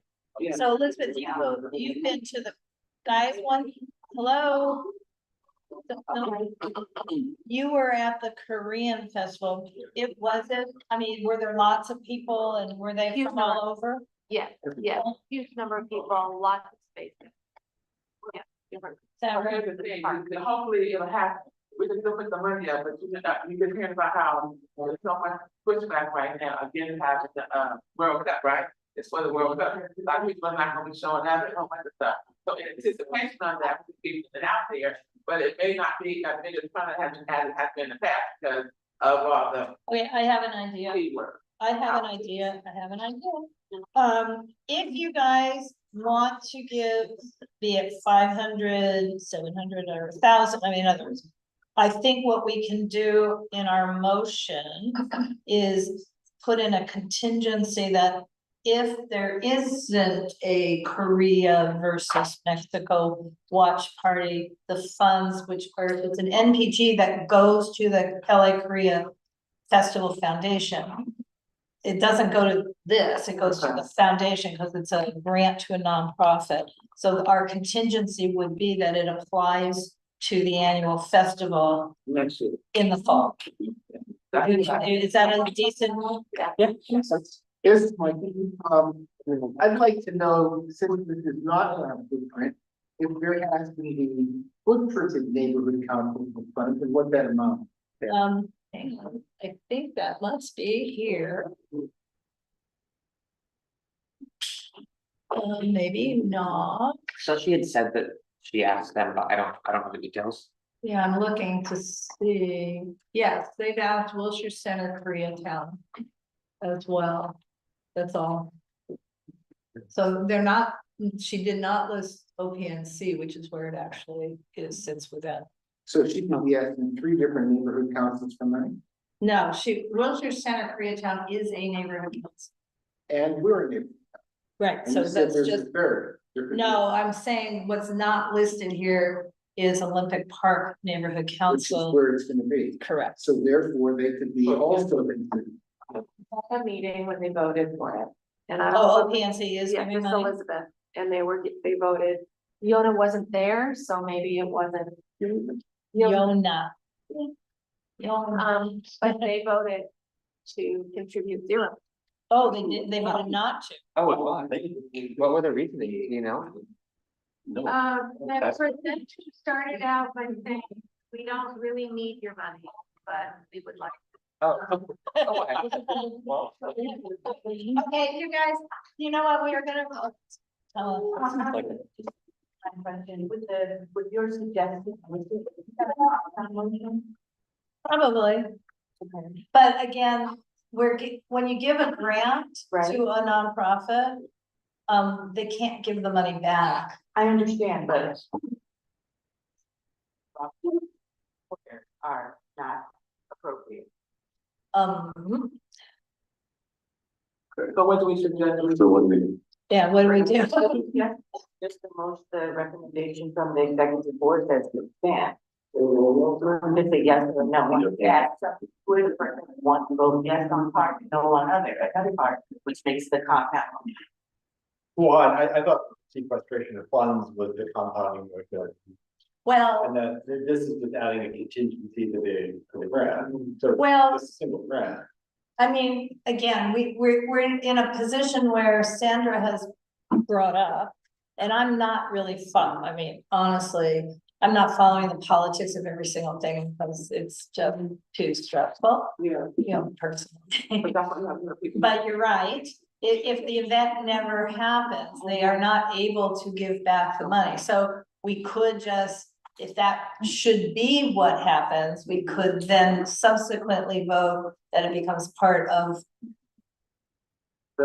Well, that we give less. Or when they comes to ask more money in a couple months, we just say, no, you have $500. Okay. Chris?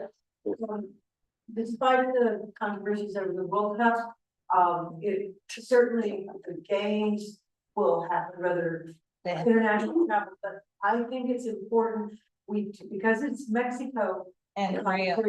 We have a huge population in our CD10, and because ticket prices have been so inaccessible to almost any walking human being, I think it's important that if there's an opportunity where people who want to see their national team play can attend and also meet in a larger inner community that builds neighborhood connectedness, then I don't think this is a bad thing to support, even though it's just a touch outside of our.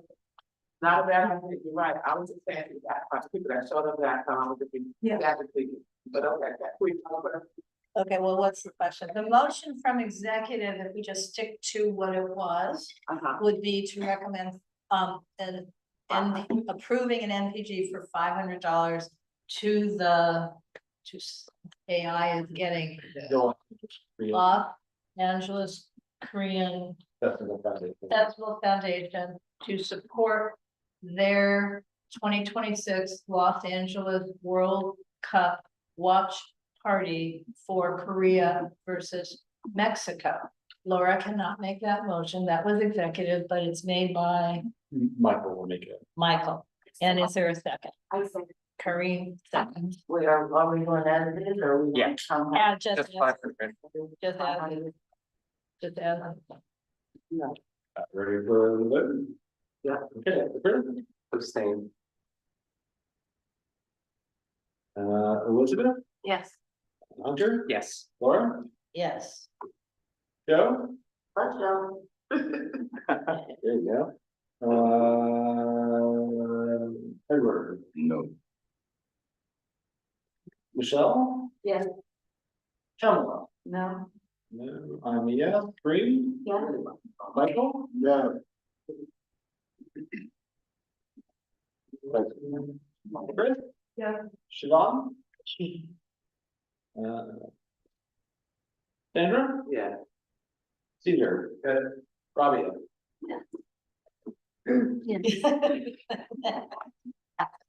Okay, the next item, and I don't need to look at the agenda.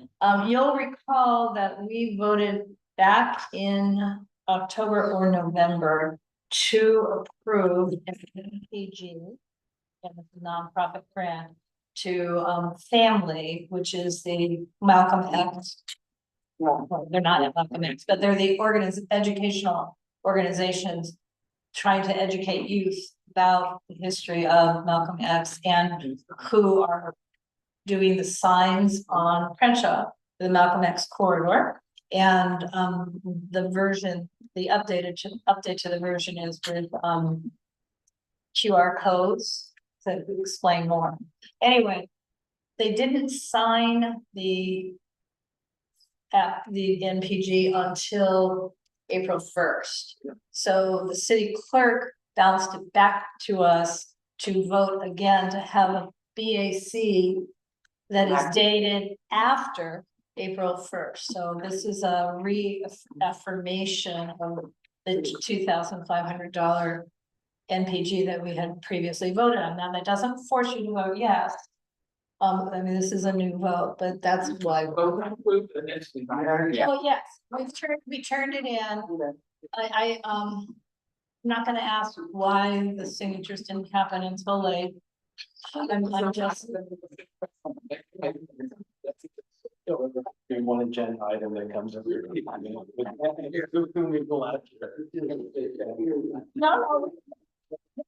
third time we will have voted, I'm just saying, because we actually voted in the prior fiscal year as well. So, but I mean, this one, they said if we vote a new BAC tonight, it's good to go and they're gonna approve it. The clerk is gonna approve it, so. Maybe wash our hands of this forever. Right. Oh. It's okay, we'll go. Motion and 2 seconds. I'll second. Second.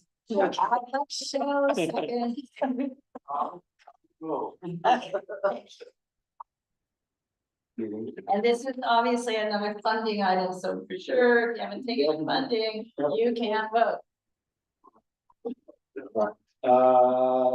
Chris? Yes. Elizabeth? Yeah. Hunter? Yes. Laura? Yeah. Edward? Yes. Michelle? Yeah. Tamla? Yeah.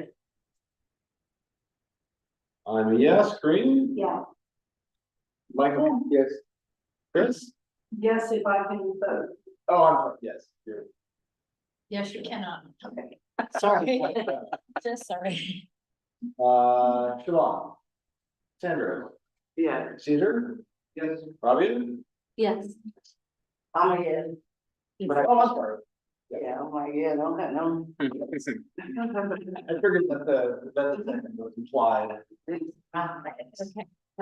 Is there? Emergency preparedness meeting. Okay, well, no, here's the good news. The next item on the agenda was to be, just in case we had a problem with the city clerk approval of the event for our emergency preparedness workshop on Saturday, June 6th in this room. The only problem they have, I'm sighing, is we're trying to have to get the health permit for wind chills in order to have the coffee. And I'm having a little trouble getting people who speak Spanish and I who don't understand that I have my camera and I need to take a picture. So in the worst case scenario, I will tell the clerk. Well, I can let you go all by yourself, but I'm gonna Friday meeting tomorrow, we'll talk after. I can't go tomorrow, but we'll talk right after this meeting. But I was gonna say it's $27 plus tax. Worst case scenario, I will buy the coffee so we can get this event approved. Okay. So it's on Saturday, June 6th. So we don't need to do any voting tonight. We don't need insurance. We're good to go. Executive committee. Executive committee. So, Michael. Excuse me, well, Yes. are we gonna get the committee reports, do you know? If you would like to do a committee report right now so that you can leave. I should have mentioned before, we had a tree planting a couple of weeks ago, Western Heights.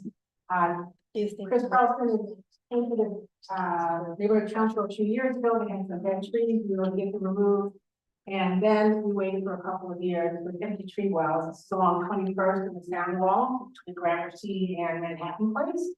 But LA Sand has a branch from the same grant that they used for Sixth Avenue, elementary school, so they were able to plant the 9 trees along there, green, cedar, yeah, a lot of people came out, we had a great, we also did a tree giveaway, so it was a smaller event compared to Sixth Avenue, but it was a good event, and now we have 9 beautiful trees there. KYCC is the watering and maintenance partner for the next 4 years, maybe 5 years, so the grant last around, and Siobhan is on top of the water and making sure they come out on the schedule. So, yay, have more trees. Okay. We're moving on to executive committee, treasurer's report. Our treasurer is out of town, traveling. So I'm gonna pull those up. So the first item on the treasurer's report is approve our monthly expenditure report. So we'll start with the monthly expenditure report for March 2026. And I'm just gonna quickly run through it. Our beginning balance was of money we have not yet spent. It's 27,448. Our remaining balance by the end of that month was 23,893. However, we have a bunch of things committed, so our actual net available was 16,000 $455.99. If you have more than half of our allotment, Well, that's a good thing since the fiscal year comes to an end in 2 months. yeah, but do we get a full rollover at 16,000? No, Or only a Only part? 10, right? well, first of all, Yeah. we're looking at the March. Right. So, Not the current. so the answer is we will not even have 10. We're spending our money properly this year. But that's a good thing. Okay.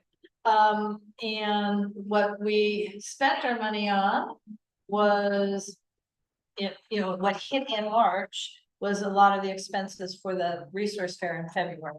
So outreach materials at Print Depot, also our standard public storage fee. We'll have a little comment about that later. Pizza for a general meeting, the annual PO box, which is also keeping up every year. Donuts for coffee.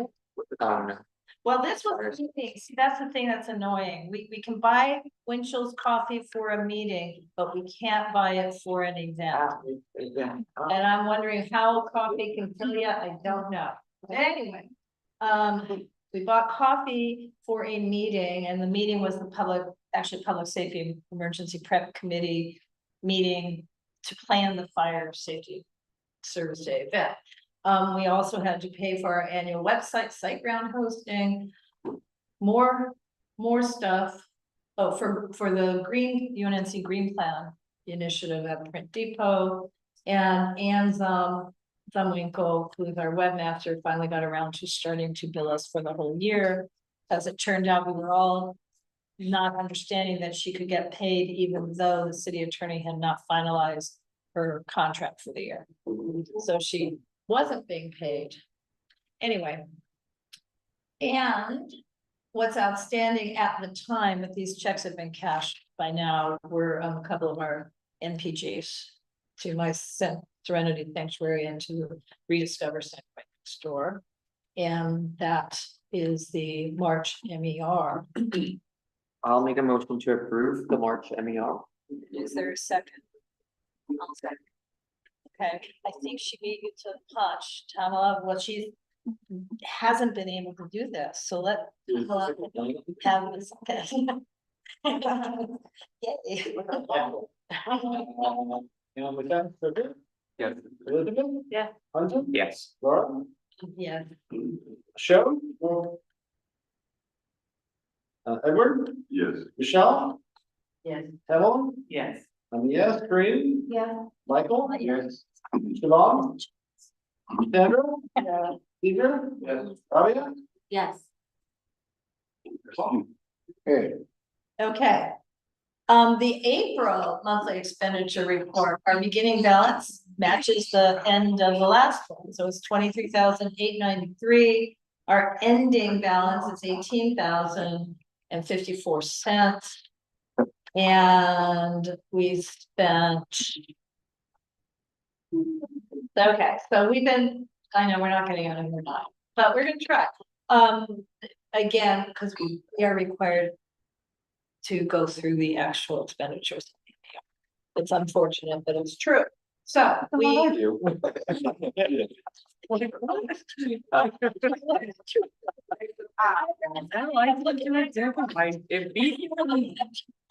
It beats. No, is that what happened? It beats because we're supposed to be over. Yeah, so you got 10 minutes to stand up. Okay, anyway, we bought fun stuff for the extravaganza at Betty Potter Park. We paid our storage fee again. We bought more stickers for the Master Green Plan effort. And we had another carry out of Dunkin' coffee that no one asked for a help. I'm sorry, do it sound annoying? I do. We renewed our GoDaddy for UNC.org. We've seen this same kind of charge for UNC.com because we have that website, even though we don't use, URL, but we don't use it. Idea Gallery was a printer for the promotional postcards for Fire Service Day.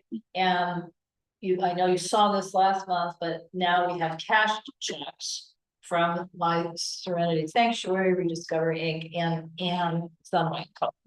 So we need a motion.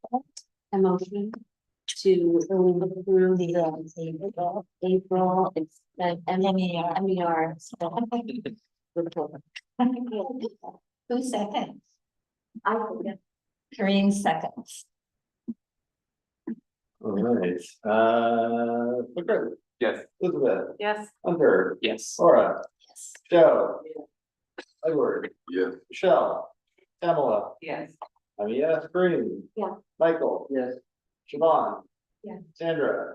Cesar. Yes. Rabia. Yes. You're happy.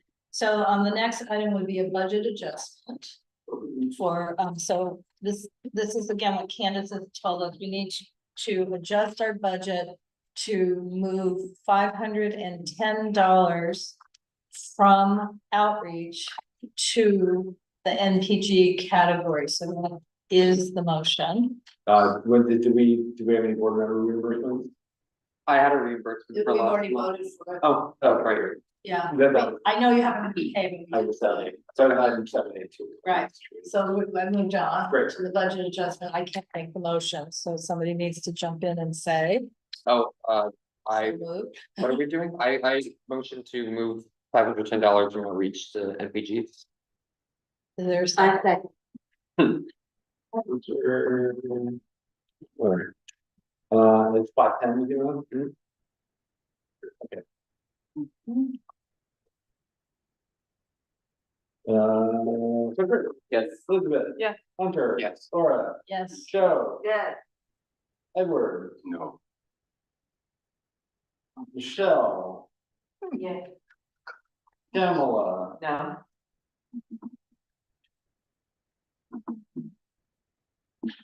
And, Michelle already, I mean, yes, Kareem. Yeah. Michael. Yes. Siobhan. Sandra. Yeah. Cesar. Yeah. Rabia. Yes. I think Chris, but I'm moving money or, okay, there you go. That's everyone. So next is president's report and I. The secretary. Yeah, And I put it, I know I put something in. you have review meeting with Heather Hutt, update the meeting requirements for the website.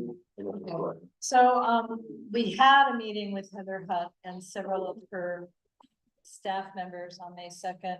Given the time, I think the review is, it was very successful. The one very specific thing that emerged, if we have to take a big picture away, is two pieces of the same pie. One, they're working with all the neighborhood councils, including us. They really want to hear, do projects that we've asked for. They want to work that way. And two, for each thing, they want a point person, a committee chair. So that, which will lead to one of our other motion, agenda items tonight. So now we have a clear path. If you have a project you want Council District 10 to consider doing, just understand you're also engaging in a workflow because they're going to be declaring point people. And other than that, I want to say it was a very successful meeting. They're planning to do more meetings. Did we come up with a specific agenda for that, For the meeting? for the next? Not yet. We're just coming up for air from the first. I just thought it might be productive to say it's gonna be on a quarterly basis or a. Yeah, but I think we'll be talking about that in executive. Rather than here, because just as, so I just want to be clear, I hope everybody was satisfied with what became the 6 topics. But we had that discussion at executive, so it'll be that, we'll handle it that way so that we can go into a meeting with items and what they had asked for that, so that Heather and staff would have a chance to be prepared. And they were prepared, so that's why we got so many yeses. So yes is good. Okay, update on the ADA, it's Hunter and I, but it really basically, the federal government is requiring all local agencies in America, to make all of their websites, social media, digital footprint ADA. Well, it's, they don't call it exactly ADA compliant, but it's ADA compliant. They changed the deadline from April 24th, 2026 to April 24th, 2027. This is going to be a very difficult thing. Some of it is very easy. Anne Zumwinkle has already started adjusting our website. I mean, things like color contrast. We have a lot of orange type on the website and it's changing to a dark red, for example. We'll be probably changing to a specific font that was developed by the Braille Institute, where the 26 letters are each distinct from each other in both capitalization and lowercase. So there will be no more confusion for people of low sight between the number 1, the letter L, lowercase, the letter L, uppercase, the letter I. I mean, it's a different font. How we're gonna do that everywhere, I don't know, but probably need to do it for agendas as well. The more difficult thing that we're gonna have is, one, apparently there's something called ADA compliant PDFs. No one's actually explained it. And I don't know how we're gonna do it because we're all volunteers.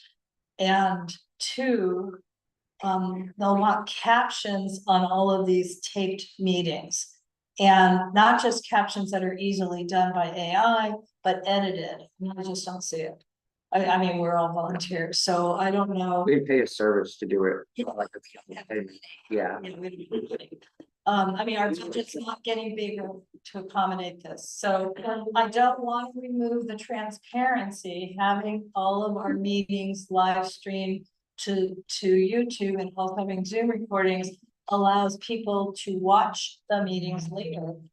Or, or just listen or look at captions that are not edited. So I just don't know how we're gonna do it, and I don't think we will, so I hope that doesn't mean we just eliminate the service. Elizabeth. From Elizabeth, from what I understand from this is from the top, this is telling us what we need to do. I would prefer, and my request is that they be told that we need to hear the reasons why we need to be led into this, because wouldn't it be great if the whole room were like, oh, people can't see our text, they don't get our message, and then we come up and our spirit rises, like, and then tell us, how do we do this? Instead of this feeling of oppressive, like, we're not doing it right, and we have to change. I wanna just identify the feeling in me, and maybe you guys are sharing it too, that we don't need this in our culture right now. We need to be lifted up and to come to the table with a good spirit. Just that. Yeah, well, there's some things that make a lot of sense, like color contrast on our social media or website, or the fonts. I mean, it's not hard to do, just download the font and that becomes the font that's template for everything we do.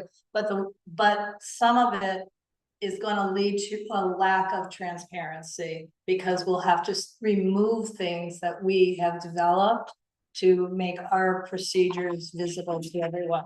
So for example, agenda packets, where we just upload everything. Well, what if an architecture firm doesn't do ADA compliant designs for their client? Are we not allowed to have it in an agenda packet? But we have a year that we're gonna work on it. I did hear you. We heard you. Daniel. Market this to us. Please. Okay, Daniel has his hand raised, and again, I was meaning to just say, here's the big takeaway, but we'll talk about it more during the course of the year. Daniel. And it Just wasn't brief, just be brief. Appreciate the feedback. I know it is very much top down. It's a federal requirement, right? I just want to say this is the opportunity for our department and the neighborhood councils as a whole system to collaborate, because we're coming up with some resources and trying to find out how to support you all the best way we can. But I think in these conversations, everyone forgets that's outside of our collaboration between department and neighborhood councils, that we are a department with 99 neighborhood councils that have 99 different ways of doing things. And so that's kind of where we are as a department trying to support you all. So you are not alone in trying to figure this out. I think this is a great opportunity to advocate to the city and your council offices to say, hey, we need some funds to try to accomplish this goal, right? And so this is an opportunity for us to collaborate. But I heard everything she said as well. And as those resources come available, of course, we'll push those opportunities over to you all. I know the first thing we are trying to do, and like I said, I'll cut it short, is we're trying to reach out to all the vendors that do serve you all and see if they do have certain capacities to make those adjustments on you all's behalf. And then I would say, the other day, just as a footnote, I did utilize Microsoft Office, whichever plan I just had. I was trying to support because we don't have it anymore, lack of funding for the city and our department. But I used it on my computer to edit some bylaws. And I just want you all to know that Copilot does have some accessibility or some ADA functions within it in terms of Microsoft. This isn't a solution I'm offering, but that might be some beginning steps you all could take, is to look in to see what Microsoft has available when you create a PDF, because that did happen for me. It was like, hey, metadata, meta tag, and you can do these things to it. So that's a first step, but it's going to be a long journey ahead. But yes, let's think about ways we could collaborate and advocate so you all could get this done as well. This is Pamela. I have two questions. One, you said it was a federal requirement, and I'd like to know the authority for that. Was the executive order, or is this come from the city agency? And then second question is, was this issued by the city attorney? Yes. Ooh, can you repeat those for me? I think She's yes. asking which agency on the federal, was it an executive order or an agency directive or what, or law? And then here locally, did the city attorney review? You know, we saw essentially there was the Department of Disability that created a presentation. It's in the agenda packet, uploaded the entire PowerPoint. If you haven't looked at it yet, we have time over the year, but Caesar can't leave, we've got an one for him, so. Yeah, so, but everybody should review that and we can have a better session on it. And I will forward those answers to you, Laura, and then you could get those to her, please. And I do want to just say to you, Daniel, our web vendor, Ann Zumwinkle, actually is very familiar, is already about a third of the way through updating our website. Yeah. But she worked with the Trail Institute on some stuff, so she is the vendor you all might want to recommend to other neighborhood councils. Thank you. Okay, I'm gonna do nothing more. But president's report, and I want to defer, we do need to approve minutes, but Caesar needs to leave. It is 9 o'clock. We do need to act on the reactivation, whatever item that is, reactivation of the mobility and transportation subcommittee. Item 10 of the planning and zoning committee, and recommend that we appoint Caesar as its chair. So this, by way of two explanations, this is something that existed before. We've had chairs on and off. We have some members of the community who are already wanting to serve on the committee, but nobody wanted to be chair.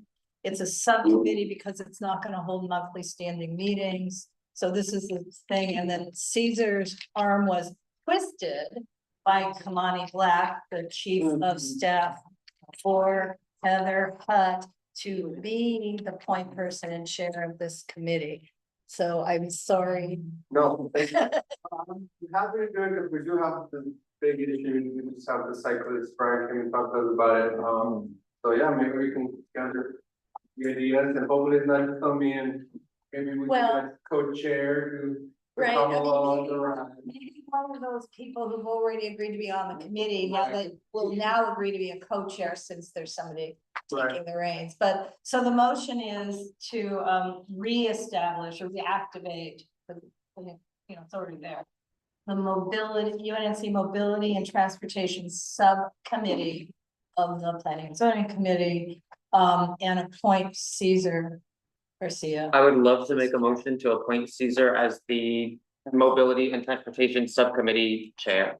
Oh yeah, a lot of people wanted to second. Alright. Okay. Oh, yes, sorry. Elizabeth. Yes. Hunter. Yes. Sora. Yes. Show. Yep. Edward. Yes. Shell. Yeah. Pamela. Absolutely. I'm a yes. Green. Yeah. Michael. Yes. Devon. I can go. Not funding with Chris. Sandra. Yes. Caesar. Yes. Fabiola. Yes. All right. Or never, never. No, it's fine. Okay. I'll do that. Take you for fire service day. That is on Saturday. We need some help with setup. So let's say from 11, but we need people from 11 to 3. So that's 2 shifts. Who, well, Caesar, you're coming, right? With a green map. Yeah. Who else? Where is it again? At 26? It's station 26. I can do the morning. I can go at like 11. Okay. I could do that. Okay. Things around. Kareem, I think I'm very, well, yes, because you're in charge. Okay, Grace is already there, and maybe even Siobhan, I don't know, is already there. So if Caesar is going to be late, who can go to the South Seas house with me at 10 to pick up our brochures, coloring books, and green? Oh, that's why you're gonna be late. Yeah, okay, so I can go pick it up. Okay. But then I have to go to the T-ball game. It's gonna happen on Saturday morning. Yeah, at time, but then I can come after that game. I can- So you're just gonna get the. Yeah, camp set it up and then leave and then come back. Okay, and Kareem's gonna be there by 10. Yeah. So, okay, but then who else can go to the South Seas house, or am I stuck to get remember, we didn't put it back in storage. We have all of our bins of outreach materials sitting on top of, I can't reach it, on top of the TV. You said he was gonna go? Caesar, you gonna pull it down? No. No. Fine, no, yes. Okay, you can pull this down. Oh, fine. So if I meet you there at 10, you can give me the other outreach and Yeah. maybe some coloring books. Sure. And I'll have them and I'll If bring them everything's to the the same event. place. Okay, that's fine. This seems like a offline conversation between you and Caesar at this point, I have to say. Well, it's on the agenda. Well, it's really important that those of you who have not been tabling at recent events understand that we have you need to be doing some of this stuff. We have fire service day this Saturday. We're cool. Sunday, June 7th is the Debbie Allen Dance Academy. They say it's the biggest block club in Los Angeles. I don't think so, but they close Washington Boulevard from Western to Gramercy, and that's a long day of tabling, so we need some of that. And then we're gonna have some other events, so I know Elizabeth is coming to Donna. I can refuse it. Great, okay, great, okay, perfect. Someday, whatever that Sunday is. And they have an open house at the studio, so table tour. Okay, so we're obviously not gonna talk about the city budget, we're the charger, or it's okay, because we gotta go. I thought we were done. We are done, well, we're done because we just said we're done. However, everybody needs to help put the tables and chairs back where they belong. Thank you. We are. The what?